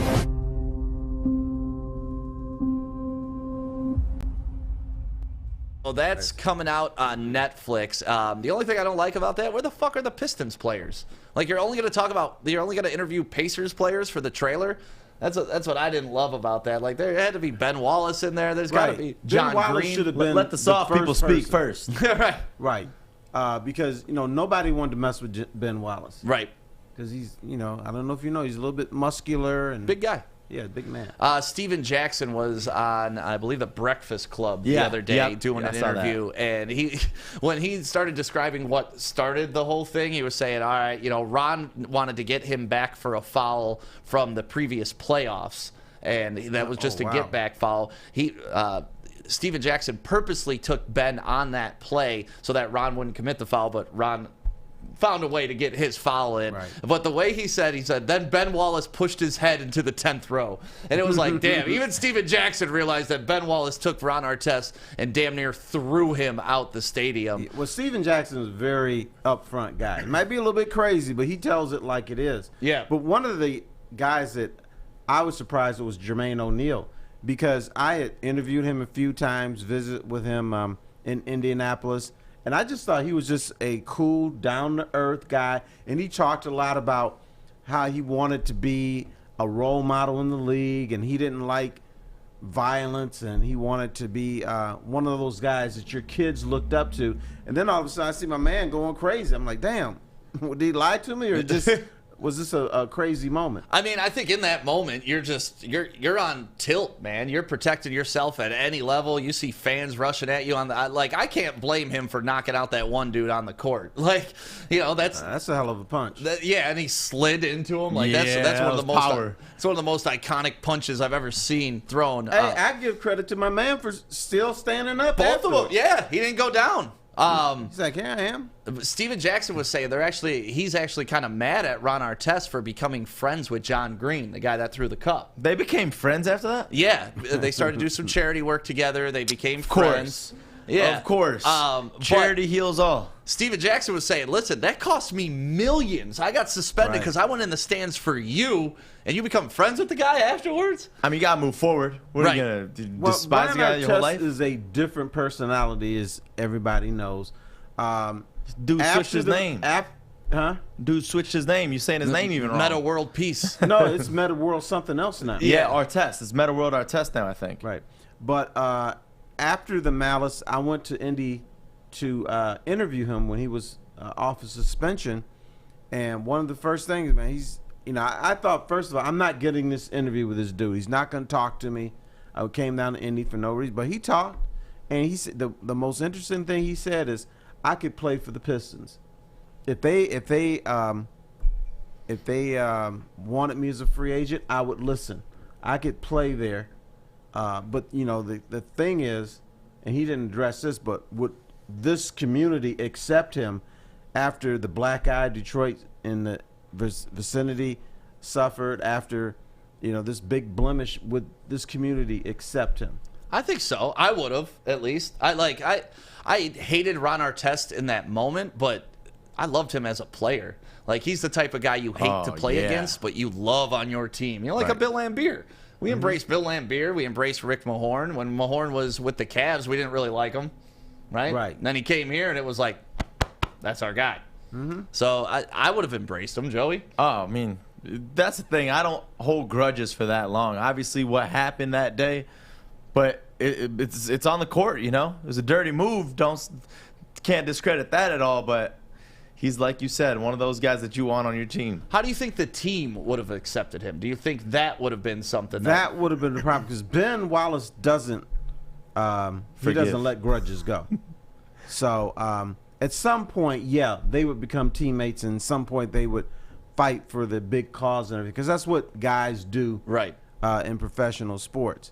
But I'm sure initially Ben would be looking at him like, oh, this mug is in here? Okay. And you know what? Probably would have a couple scuffles during practice, but that's okay. Yeah. Isaiah Thomas and Bill Laimbeer were boys. They hit each other. Yeah.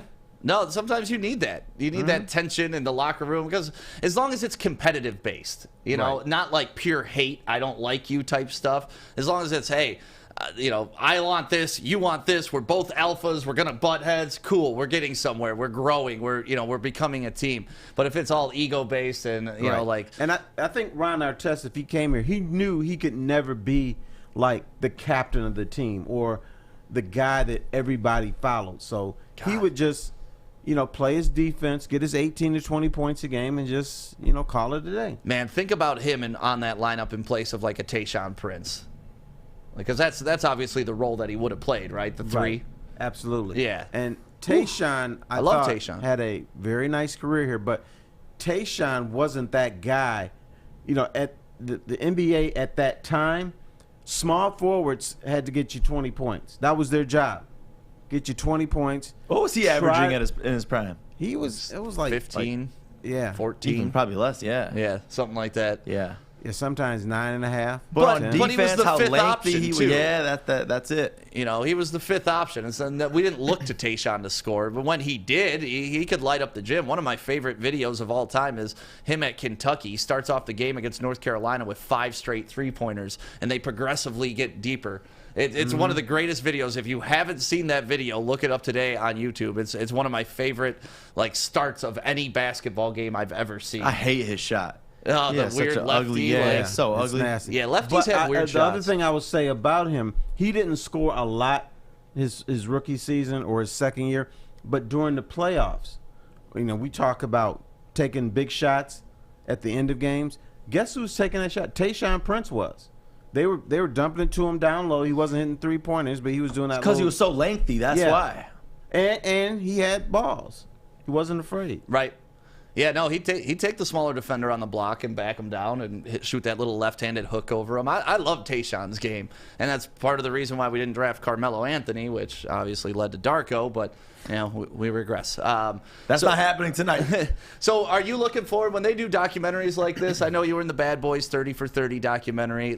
Are you looking forward to something like that on Netflix? Yeah, I love documentaries. Okay. And particularly on Netflix or something like that, where you can just let things go. You can say things that you can't say on regular TV, so right. I'm real curious to see what kind of job they do. So you weren't at the Palace that night, you said? I was not. I was gallivanting about. In fact, I stopped at a sports bar in Macomb County to watch the rest of the game, and then I was like, "Whoa, is this for real?" Right. So I was like stunned by the because it's something you don't. I covered the Bad Boy Pistons. That never happened with them. Even though they had fights with Parrish on the court and stuff like that, but it never obviously bled over into the stands, right? But you never go into the stands, right? And fans should know you never go into the court. And the beer is like getting onto the court, right? You don't have to physically be on the court, but don't throw anything. I mean, that was a hell of a throw, though. It was, hell of a throw. How many rows up was that? Like, he was like 25 rows up, but this is essentially what he threw. A cup half full of liquid. Like, I don't know if I could hit Andrew Jonna in the chest from here. But Yeah, you could. Dude did it. The liquid stayed in the cup the entire flight and didn't explode till it hit the dude's chest. Like, it's like a water honestly, balloon. That's a once-in-a-lifetime throw. He could throw that a million more times and never hit him, and I wonder how much that would have changed history. Like, if the cup exploded on the scorer's table next to him. He would just look like an idiot. Yeah, he would look like an idiot because it would have pissed him off in that moment. Right. It's just The such a miracle crazy throw. scene. It really is. And it set off just this insane chain of events where Ron Artest runs into the stands and attacks the dude who didn't throw it. That's what I love about it. Right. Like, John Green, if you watch back the video of him going into the stands, John Green is actually the one trying to pull back Artest off the poor kid that's getting his ass Right. beat. He's the poor kid's looking like, I know he's not coming over here. What's going on here? If you could pull that video up, Alex, of that very moment, because you see the dude that's about to get his ass beat, like, here they come, Right, here they come. right. Like, he's like rooting for them to come in Right. the stands, and then you see just sheer terror in his face, like, oh, they think it's me, and then all of a sudden, bah, bah, Poor guy. bah. Steven Jackson, in that interview I was talking about earlier, said that he feels if that happened today, they wouldn't have gotten as big of a suspension. Do you believe that? Because like Ron Artest got the whole year, Steven Jackson No, got absolutely. I think things have changed where flagrant fouls are different now. right. Well, you touch a guy, it's a flagrant. Right. now. I think they would. Yeah, it would be the same. Same suspension. Yeah, I almost said maybe they give him 2 years, but nah, they wouldn't do that. No, he was saying like, look, I think the NBA has a better understanding of what assault is, and if I was at a bar and a dude threw a beer at me, that's considered assault. So I would have every right to go defend myself. Yeah, but the NBA doesn't like players going into the stands. Yeah, he forgot. They don't that like part. fans throwing shit on the court though, too. So I understand that, but you're supposed to be beyond that. yeah, I mean, you gotta realize at the end of the day, they're human beings. Yeah. You throw something at someone, you can get your ass beat. Well, I was talking to Darren McCarty about it yesterday. I was like, are you happy that like NHL has the plexiglass around the entire ice? And he said, oh yeah, because he would have been the guy that goes into the stands. And we got to talking about, when you're in the penalty box and people are giving you shit in the penalty box and Ty stuff Domi, like, man. Yeah, and that's exactly what he pointed to. He's like, listen, I would Ty Domi everybody. Like, Right. I mean, fans just can't let a guy sit in the penalty box for 2 minutes and let him go. They got to talk shit. And, right.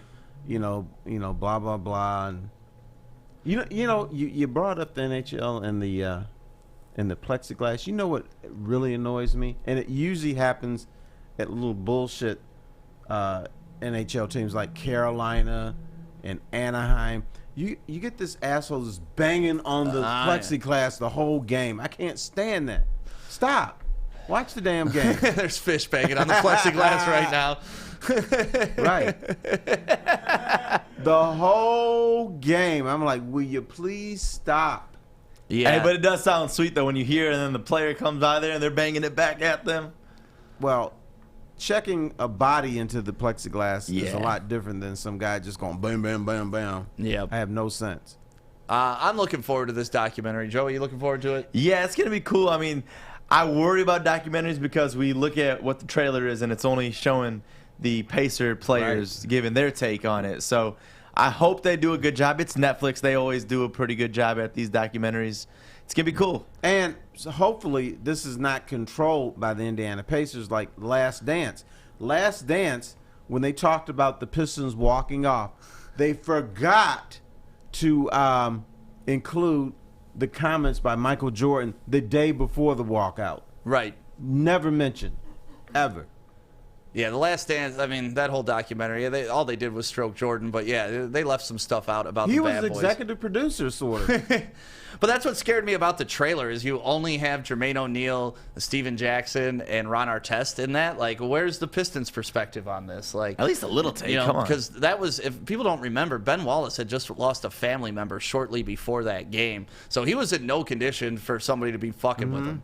And I didn't know that. Yeah, that's messed up. And you know who else went nuts in that game? Rasheed Wallace, but he was more trying to break things up. But he was really aggressive defending too. his boy. That was the thing. Seeing Rasheed Wallace and Rick Mahorn being peacemakers that's just dangerous. blew my mind. It was not something I expected to see that night. Yeah. Because Rick Mahorn was part of, he had a little tag team, Bump and Thump, with him, I think, and Jeff Rulin, because they just used to blast people. And yeah, what do you say in the Bad Boys 30 for 30? I'd give him a little tap. I'd tap him. Yeah, it was a tap. A tap. Those half-court picks. Just a little tap. Knock him out of the game. Yeah, he had that big bubble butt, man. He used to get, his taps used to get fouls. Because they said that tap's a little too heavy. And so they would call a foul on him. He would be so pissed. Yep. Yeah, I love it. It was him and Lambeer. Tap, tap. That's what they'd say to each other when it was time to, put somebody on the ground. I love that type of basketball, man. We're never going to get back to it. You know what else Mahorn used to do? He used to do the matador, where he was guarding a guy, and the guy is posting him up, and then he would just step away. Pull the chair. And a few times he got called for a foul for that. I'm like, dude, he's stepping away. No contact. He can't help it that the dude fell. They didn't call travel. A lot of times they will call travel, but I know a few times Rick Mahorn got called for a foul. I'm like, okay, how is that a foul when you're running away from somebody? Yeah, well, Mahorn, it's your image just stays with you, and they're going to call those bullshit fouls. It happened to Lambeer, those ticky. I mean, we can talk about the phantom foul if you want. That was all due to reputation. Yeah, that's what I've been told. It wasn't a foul on that play, but they called the foul because of what he did with the Celtics and some stuff that he did early in the series. Yeah, I don't buy that stuff, but that's what I've been told. Yeah, well, we had a crazy Tigers game last night. I know you wanted to talk a little bit about that. Plus, you wanted to talk about Michigan State, and we are going to do that next, coming up on the Woodward Sports Network. But let me tell you about my people at Coast. It's right behind me right now. CoastPortland.com is where you need to go if you want any outdoorsy stuff. I'm talking knives. I'm talking lanterns. I'm talking headlamps. I'm talking glasses. Whatever you need to be outdoors and in the wilderness, Coast will hook it up. So go to CoastPortland.com. Enter promo code WSN20. And I got to say happy birthday to my nephew, Will. One of the things that he really wanted for his birthday was a Coast knife. So we hooked him up with that. Will, it's in the mail. Sorry it's not there on your birthday, but I got you, buddy. And happy 14th birthday to my nephew. I can't believe this kid's 14 years old. So happy birthday, buddy. Absolutely love you. And if you're looking for a gift to give to somebody, make sure you go to CoastPortland.com. Welcome to the Call Sam Chopper Shop, where you can win a custom-built chopper while helping our veterans at the same time. Watch as the Bad Pig Custom team turns this bike into a one-of-a-kind classic chopper. And when it's finished, we'll be donating the bike to Volunteers of America Michigan to raffle off in support of our vets. A great cause to give back to those who've given so much. Watch for Call Sam Chopper Shop episodes on our social media channels and get your raffle ticket today at callsam.com/chopper shop. Shout out to Sam Bernstein, man. We have gotten more feedback over that commercial with D-Mac than pretty much any commercial that we've done so far. It's awesome. It's good to see. I see it pop up everywhere, too, myself, when I'm searching the web. Yeah, so shout out to Sam Bernstein. Make sure you get a part of that chopper. It's pretty sweet what they're doing. Then they're auctioning it off for charity. So good looks on them. And make sure if you need a lawyer, you call Sam Bernstein because they're the men and the women. Because they got the sister Bernstein, too, that's part of it, right? Yep, they have the whole fam. Right. Yeah. Beth Bernstein. The whole family. Yeah, one of them left to do politics, though, right? He is a judge. Yeah. Yes. Awesome. That'd be so sweet to be a judge. Oh, you can't. We just wait for it's not going to be a Bernstein, obviously, but my dumbass of the day today, something to do with politics, it is going to be a good one. One of my favorite movies was on, I believe, USA last night, Law Abiding Citizen. You guys ever seen that? I have not. Oh, check out Law Abiding Citizen. Okay. Great movie. Jamie Foxx is in it. Any Jamie Foxx movie I love. Yeah, I believe it's Russell. It's not Russell Crowe. It's the other dude that looks like Russell Crowe. I forget his name, but great movie. Great movie. Are you check sure it out. you were watching? You said USA Network was the movie? Maybe it wasn't USA, but something like that. Because they had the Olympics. Yeah. So. Okay. So yeah, something like that. One Are of those you here off-brand. to look me? Look at who's behind Fish. Are Hey, you here to finally end? It's Gerard Butler himself. Gerard Butler. There you go. Thank you. Can I ask why you're? Make sure you're not. Why does Adam creep on people chat. all the time? What's weird is he's pressing his waist into his back. That's what I don't get. Yeah. Hey, Fish is a sexy dude. You would too. Fish is a sexy dude. Tigers game last night, All right. 17-14, roller coaster of a game. That was crazy. Yeah. When you're up 10-0, you're like, okay, you're done. Right, prevent defense let's time. think about but Peralta couldn't get anybody out. With the Indians had 7 home runs. Then the Tigers go up 13-6. Then you're like, okay, whew. And then bam, they're right back in it. Right. So I looked at it as a fun, great game that you don't see very often. But I have to imagine a lot of Tiger fans are looking at this as, oh my God, what is wrong with this team?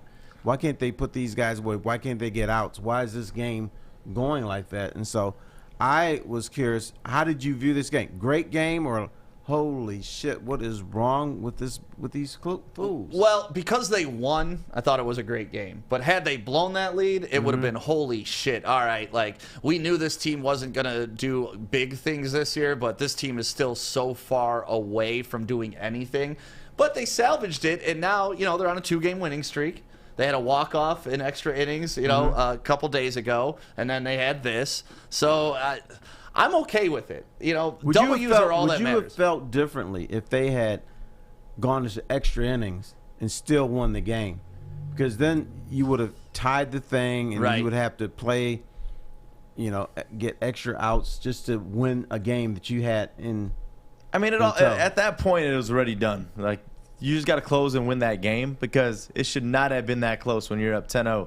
But had that happened, I mean, a win is still a win either way, so I guess I would have taken it.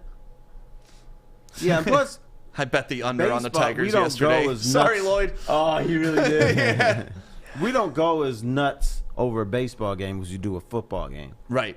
But, you know, something like this was an extraordinary game. 10-0, 13-6, 17-14. And well, they were only up by 1 before that ninth inning triple, or the ninth inning, you know, 3-run shot. So, like, I don't know, man. The fact that they won the game, I'm encouraged by it. It shows that, hey, but you're probably on the edge of your seat. Yes, definitely. At the end of the game, I was like, what is going? Like, I was screaming at the screen, like, you guys can't blow this game. This is not a game you can blow. And they didn't. So that shows me that they have some resolve, that they can take the punch. But obviously, you can't blow 10-run leads, period. Right. I think what added to it was the fact that a few nights earlier they'd blown a 6-0 lead to Minnesota. Right. And so you're thinking, okay, anything is possible now. That's the crazy stat right there. I don't know. Was it a hit, run, and RBI? I thought it was just an RBI. Yeah, run as well. Oh, okay. Run, hit, and RBI. Damn. Isn't that crazy?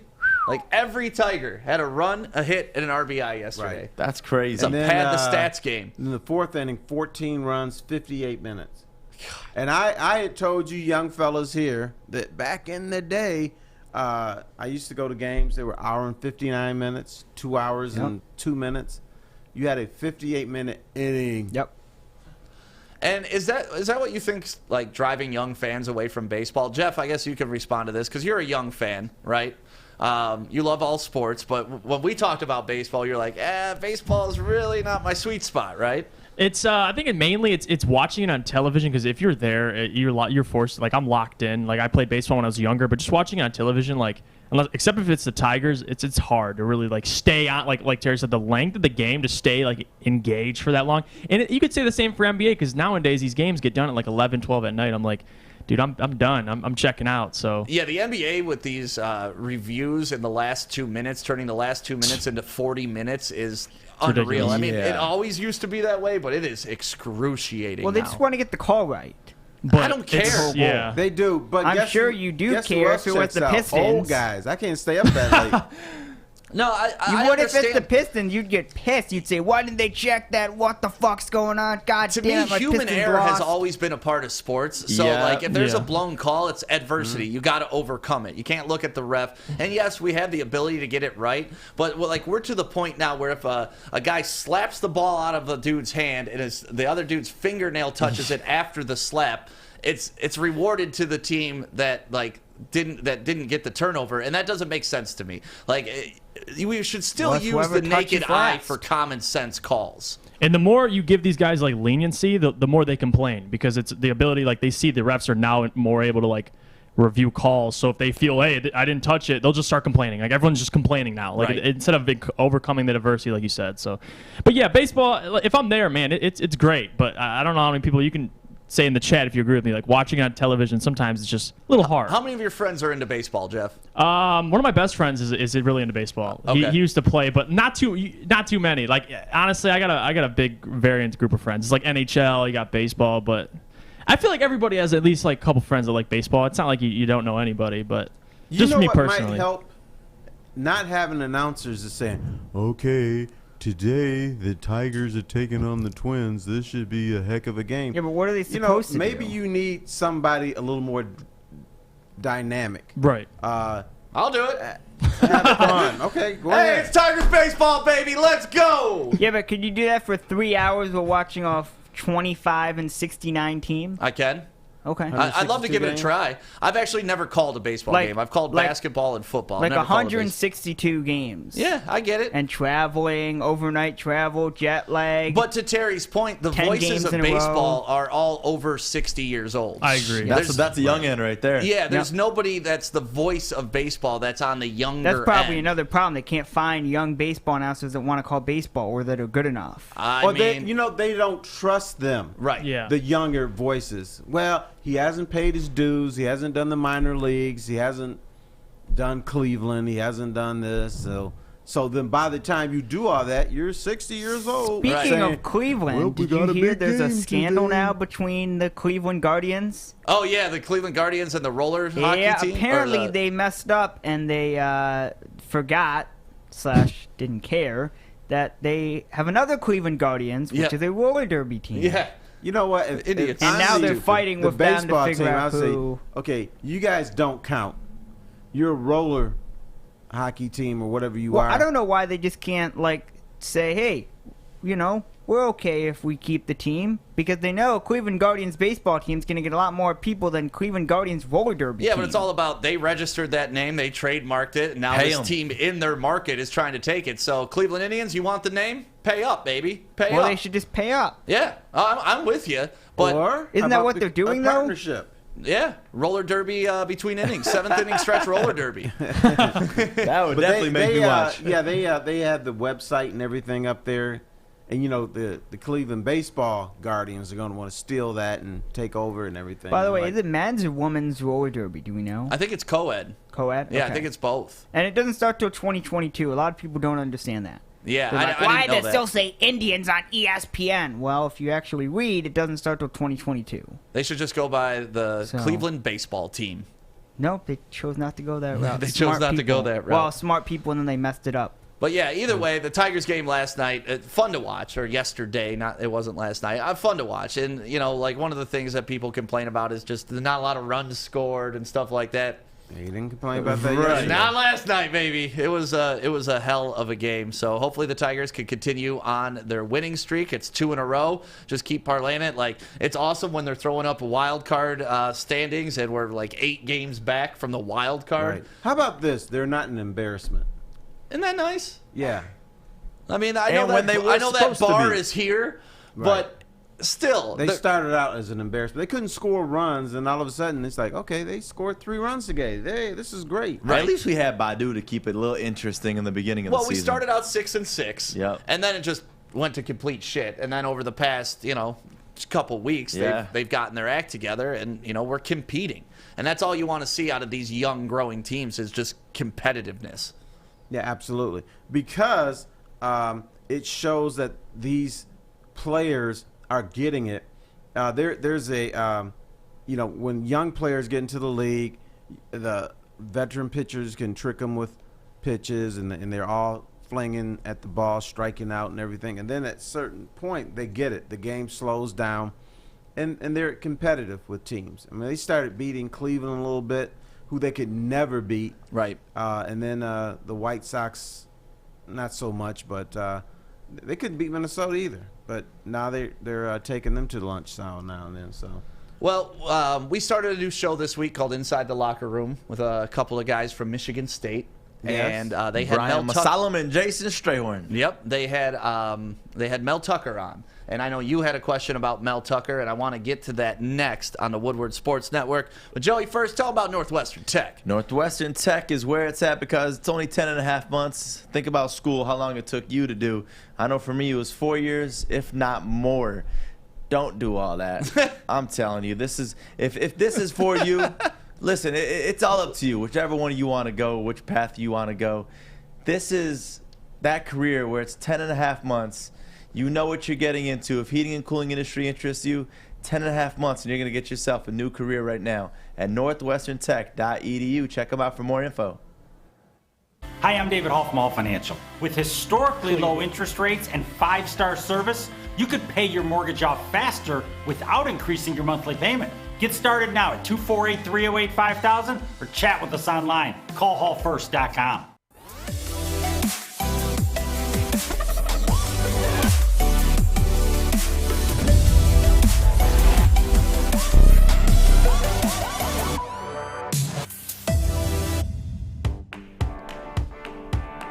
Welcome back to the Morning Woodward Show, live on the Woodward Sports Network, Detroit's all-digital sports network. Thank you guys for waking up with us. Some of the comments in the chat today have been priceless, so thank you so much for that. Make sure you drop a like. Make sure you subscribe if you're watching on YouTube as well, and then make sure you download that app.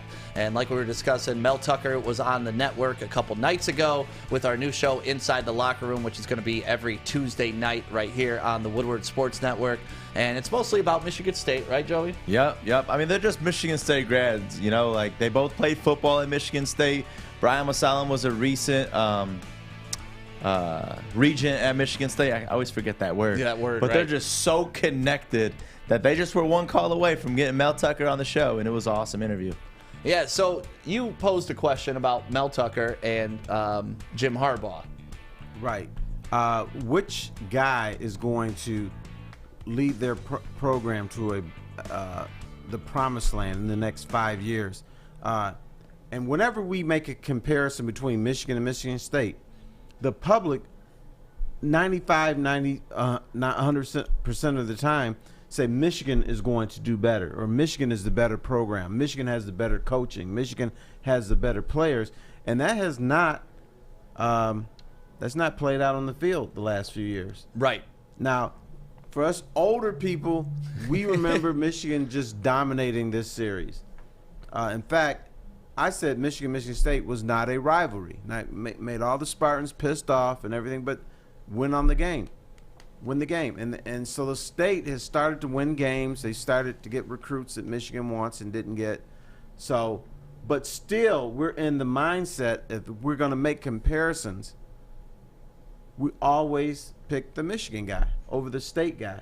And I'm kind of wondering if Jim Harbaugh is what he is and Mel Tucker has innovative ideas. He's doing well in the recruiting portal. There's guys that want to play for him. They like his style. And so I'm kind of wondering if when you look at from here to what's going to happen, that maybe State has the better coach. When you say the next 5 years, the first place I go is Harbaugh going to be here in the next 5 years? You know, because he's what? He's at 6 years now? So that would put him at 11 years. And if he hasn't performed in 11 years, like hopefully this isn't the Matthew Stafford thing where we hold on to him for 12 years and then still question what the hell we have. I feel like he brings so much money to the program that's really where it stems to. Obviously, we got to win some football games, but Jim Harbaugh, the partnerships he's brought, just the Rolodex that he's got every single connect you could imagine. He's got Lululemon khaki pants. Hey, man, those aren't cheap. Those aren't cheap. I didn't realize how expensive Lululemon shit was till we went over to Lululemon. Yeah, it was crazy for a pair of pants that I could get at Target. So either way, I'm not a Lululemon guy, Terry, just to let you know. Okay. But no, I like what Mel Tucker's doing. I like the energy that he's bringing. That cigar picture after they beat Michigan last year, one of the most boss pictures you've ever seen. But then they go out and lay an egg the next week. Right. So I don't really have a firm read on Mel Tucker at this point. I don't know where they will be in 5 years with Mel Tucker, but I do know Jim Harbaugh, I have a pretty good read on. And until they find a quarterback at Michigan, they're just going to be treading water. And I don't see them getting to where they need to be. I just remember when Jim Harbaugh was hired that, we heard from all these Michigan fans, hey, Sparty, your party is over. We got the guy. They're going to win national championships. They're going to win the Big Ten. And that hasn't happened yet. Hasn't gotten remotely close to that. No. Right. But I will give Harbaugh credit for this. He's returned Michigan to at least what they were prior to the Hoke experiment and all of that. Those two coaches that they had to get through after Lloyd Carr. See, but the biggest thing, though, is what was Harbaugh's biggest thing is that he would be able to get us that recruitment. Right. And we haven't been able to figure out this quarterback position since he got here. And that's his the biggest frustrating thing. The quarterback whisperer, Right. Right. But here's his biggest detriment. Ohio State. Ohio State is just this monster in the Big Ten. Yeah. And it would be interesting to see what would Michigan be if they were in the other division. Now, I know you can't just switch things around, but apparently you could these days. would they be like a Wisconsin who's been to the Big Ten championship game? Would they be thought of higher? But right now, when you look at the Big Ten, there's gridlock.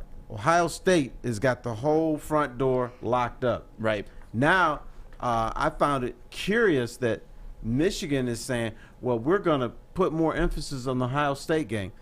That's crap to me. Ohio State and Michigan has meant the world since I was like this tall. So you can't go to Ann Arbor without thinking about Ohio State. I'm talking about day one you step on that campus, and it used to be Ohio State, Ohio State, Ohio State. Right. And then Michigan State to a certain point. But they say they can beat Ohio State this year because they put more emphasis on it. That's your game. That's your Super Bowl. That is your Rose Bowl. Yeah, what do you say? We're going to die trying? It's like, all right. Right. Shouldn't you have been doing that the past 5 years? You would have been dead by now. Right. So I don't know in this case. I would probably take Harbaugh just now. Like I said, I don't know enough about Mel Tucker, but that's my only reasoning. I don't know if he's better or worse. I'm just going to take Harbaugh just off of cachet, I guess. Right. I mean, you hear our guys, though, every Tuesday night when they talk about it now on, like, they really praise Mel Tucker, saying that this guy's the real deal. And, I mean, look at Harbaugh. They say he's the real deal, but it took 6 years, and we still haven't seen anything. So I can't believe I'm going to say this, but I think Mel Tucker's got it. What about you, Terry? Who are you taking? I've seen enough of Harbaugh. I think he is what he is. They are who we thought they were. Yeah, I know. We let him off the hook. I think Mel Tucker's going to make sure that Michigan State is tougher than Michigan. I'm not sure if he's going to out-coach Jim Harbaugh, but the Spartans are they're going to have that edge. Right. And the big thing Mark D'Antonio did when he got in there, he said, we hate them fuckers over there. Right. And then every time Michigan started talking about little brother, man, it would just rile the Spartans up. They'd be walking around like all big and bad and everything. Shout I know out to they Mike didn't say Hart. that. Right. Mike Hart. It was the worst thing. I got to talk to William Golston, who played at Michigan State a few times. He said, Super Bowl champ. Yeah. He said every time they bring it up, he said there's times where I'm convinced Michigan's going to kick our ass. And then the week before, they start talking about little brother. And then you just see dudes get bigger and stronger and faster and more pissed off. And then State ends up beating them. Yeah, well, it'll be a fun matchup this year. Joey and I were out there at Halloween last year driving around, and it was a ghost town. It was so crazy to cover that game last year during COVID. I don't know what's more non-existent, Jim Harbaugh or that game, because there was nobody there. Yeah, we were driving around in the Zot Jeep, and we were just looking for people to talk to, and it was crazy being in Ann Arbor on Halloween versus Michigan State and no crowd at all. They were Very literally strange. fining students if they left their house. Yeah, it was crazy. So it's that time. Fish, you ready with your facts, buddy? I got the thumbs up. Alex, you ready with the intro? Got the thumbs up. Let's do it. Is it time? Yeah, it is. Fish! Go fish. Fish facts. It's fish! All right, buddy, what you got for us today? Today's Thursday. 2 more days close to the weekend. That's right. It's going to be another great weekend. Olympics, Lions this weekend. So a lot of fun stuff this weekend. We start with a video, as always. No Olympic coverage. Host broadcaster being a little naughty anyways. So we go out to Thursday Night Football. There is still Thursday Night Football, even though the Olympics are on. Yeah, he carved them open pretty well. I love how they slide like that into the end zone every time. Slide is not a main part of the game. They just choose to slide. The grass is, well, obviously they don't get, it's real grass, not turf. Right. So they won 28-0. So I love how Fish loves yeah. like the most manliest, toughest sport in the world. They won 28-0, and there's stories on the other blue team calling each other bad names and all that good stuff. So love headlines. We go to baseball, 6th second favorite sport. By the way, you got softball tonight. Can you win your playoff game? Playoff game tonight, 9 o'clock. What is it? Is it semifinal, quarterfinal, final? If we win this, we play in the championship. Yep. Okay, so semifinal. Wow. Yep. And then you get a real trophy. Yep. Yeah. Another trophy. I want you guys. I really do. I want you guys to do well. Thank you, Fish. Joy doesn't believe it, but I want you guys to do well. Thank you, Fish. I just have seen teams who go win the regular season, they celebrate, and Fish, then they you gonna say, do "Oh, another this trophy is nothing." celebration if they win it? If I get the privilege to have the trophy, I will. I'll bring it in if we win it. Okay. When we win it. Yeah, when you win it. Okay. Be confident. You start to sound like, I don't know, other teams. We go to baseball, 6th second favorite sport. Most 110 mile per hour home runs in a single season, tracked by StatCast since 2015. That's Ohtani crazy. has 19 in 2021. Stanton 34, Judge 25, Alonso 19, who won the home run derby in 2019. I love Pete Alonso. Garrett Sanchez, After that 19. home run derby performance, I fell in love with that dude. Which one? This year's or the 2019 This one? year. When he was bobbing his head, he was rapping Biggie. Oh, yeah, Like, he was vibing with that the guy, crowd. Yeah, that guy's so fun to watch. He's fun to watch. Shohei Ohtani's fun to watch as well. Yes. You know who else is fun to watch? Joey Votto. 7 home runs in the last 5 games are tied for the most by a Reds player in a 5-game span since at least 1901. Jay Bruce, 2010, and Johnny Bench in 1972. Johnny Bench used to have the biggest hands in baseball. Like, he could hold like 8 baseballs in his palm like this. It's crazy. Dang. Crazy. And we would not be leaving off Wednesday's action without talking about the Detroit Tigers baseball team. That's right. Fish, it's Thursday. Okay, but Wednesday was yesterday. Oh, okay, my bad. And don't correct Fish. Anyways. He corrects us. Yeah, it's very dangerous. No, I want correction. Minnesota Twins are the first team in MLB history to out-homer their opponents by 7 and lose. Yeah, makes the sense. Tigers are the first team in the MLB history to be out-homered by 7 and win. That makes sense. Those two go together. Man. So it was a very crazy game of baseball. Do you guys like those games, or do you want quick games? I like the mix of them. I mean, I love pitchers' duels, 0-1 games, but, whenever you get those specialty games, it was fun to watch, man. I love seeing runners go around the base, lots of hits happening, moving runners around. Like, I liked it. That does make the game longer, though. Yeah, that's okay. Today is the 29th of July. By the way, August 1st is Sunday. That's crazy. So we're almost... What happened in this month, Fish? It flew. You know what else flew? That was a bad segue. Sunday Night Baseball flew. The first Sunday Night Baseball game at Shea Stadium, Mets beat the Cubs 6-0. Oh, nice. We will see how Maz enjoyed that game. I'm assuming he was there. 1996, Tommy Lasorda retired with a record of 1599 and 1439, 4 National League pennants and 2 World Series. Beautiful. We have a birthday today. My nephew Number Will? 1 is, yes, your nephew Will. Happy 14th birthday. And we have another one, which I hope you guys don't know. You guys probably do. 1993, Rain Dakota Prescott. Dak Prescott. Did you guys know that was his name? I did not. His name's Rain? His name is Rain Dakota Prescott. Did not know that. They call him Dak. Yeah, Rain is so much better. And Dakota is his middle name? Rain Prescott. Dakota is his middle name, which makes sense for Yeah, Dak. Dak is cooler than Dakota But- for a guy. Yeah, for sure. But Dakota is his middle name.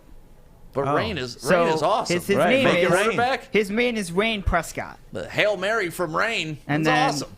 And then obviously Rain Dakota Prescott's his full name. So Okay. Rain Prescott is his name. I like it. Would people get fired if they said Rain Prescott? I don't know. Is it like like they did with Matthew Stafford here? Like if you called him Matt, the Lions would send you like, hey, we call him Matthew. I don't know if they do that there. But to me, he's always been Dak, so I didn't know he had another name. I didn't until I looked. Maybe we should call him Rain. I like Rain. Those are the facts. We'll be back tomorrow for Friday on the awesome Morning Wood Show. You forgot Thank you, Aras Yusuf. It's his birthday today, too. Whose birthday is it? Aras just commented. Oh, happy birthday. All right, Joe, you ready for Dumbass of the Day? Oh, I'm ready. I've been waiting all day for this one. Let's do it. The Detroit Pistons select Darko Milicic. World's dumbest criminal.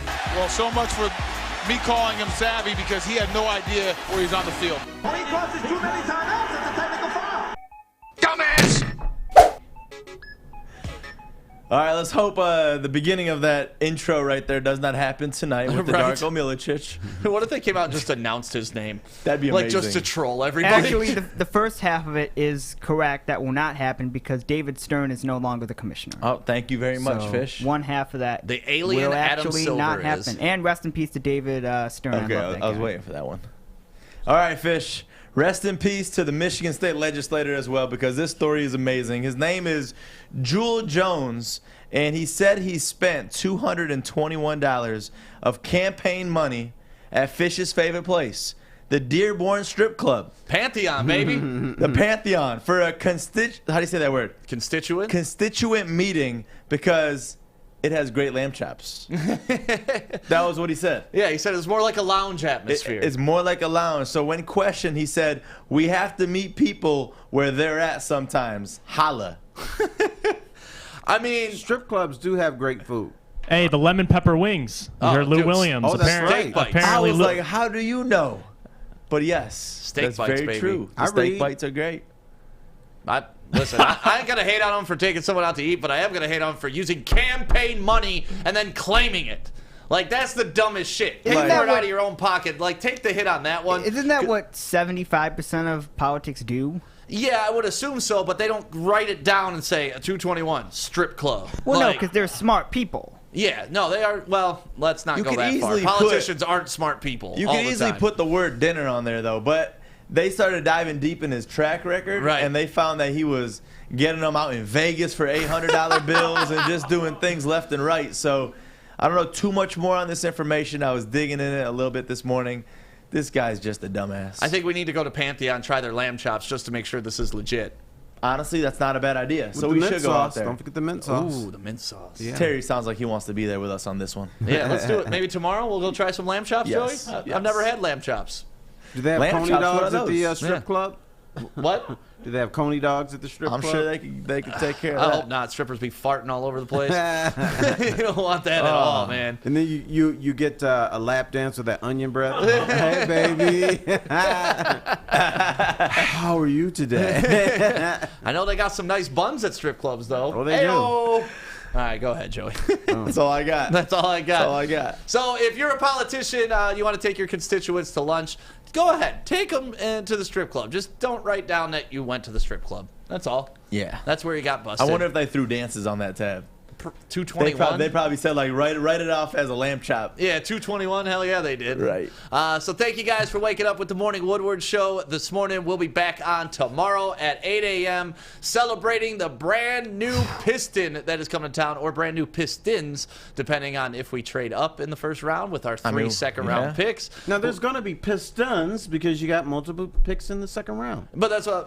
Yeah, you also have the second round tonight as well, which Yep. a lot of people just overlook that. Yeah, well, it's the second round of the NBA draft. Very few But it's great Troy players. Weaver picking them, so exactly. you I'm can play going to be watching that more than I watch that number one. Just package those three picks, move up into the first round. Let's get Book Night and move on. Let's go. I will see you tonight at Imagine Theaters in Royal Oak. Joey's going to be there, Terry Foster, the rest of the crew. 7:30 is our live watch party. Hope you guys can make it. If not, make sure you're watching so you can see our crazy reactions. We'll see you tonight. Up next, you're sitting with Joik Bell, right? Yes. All right. Up next, Terry and Bell starting at 11 a.m. right here on Woodward.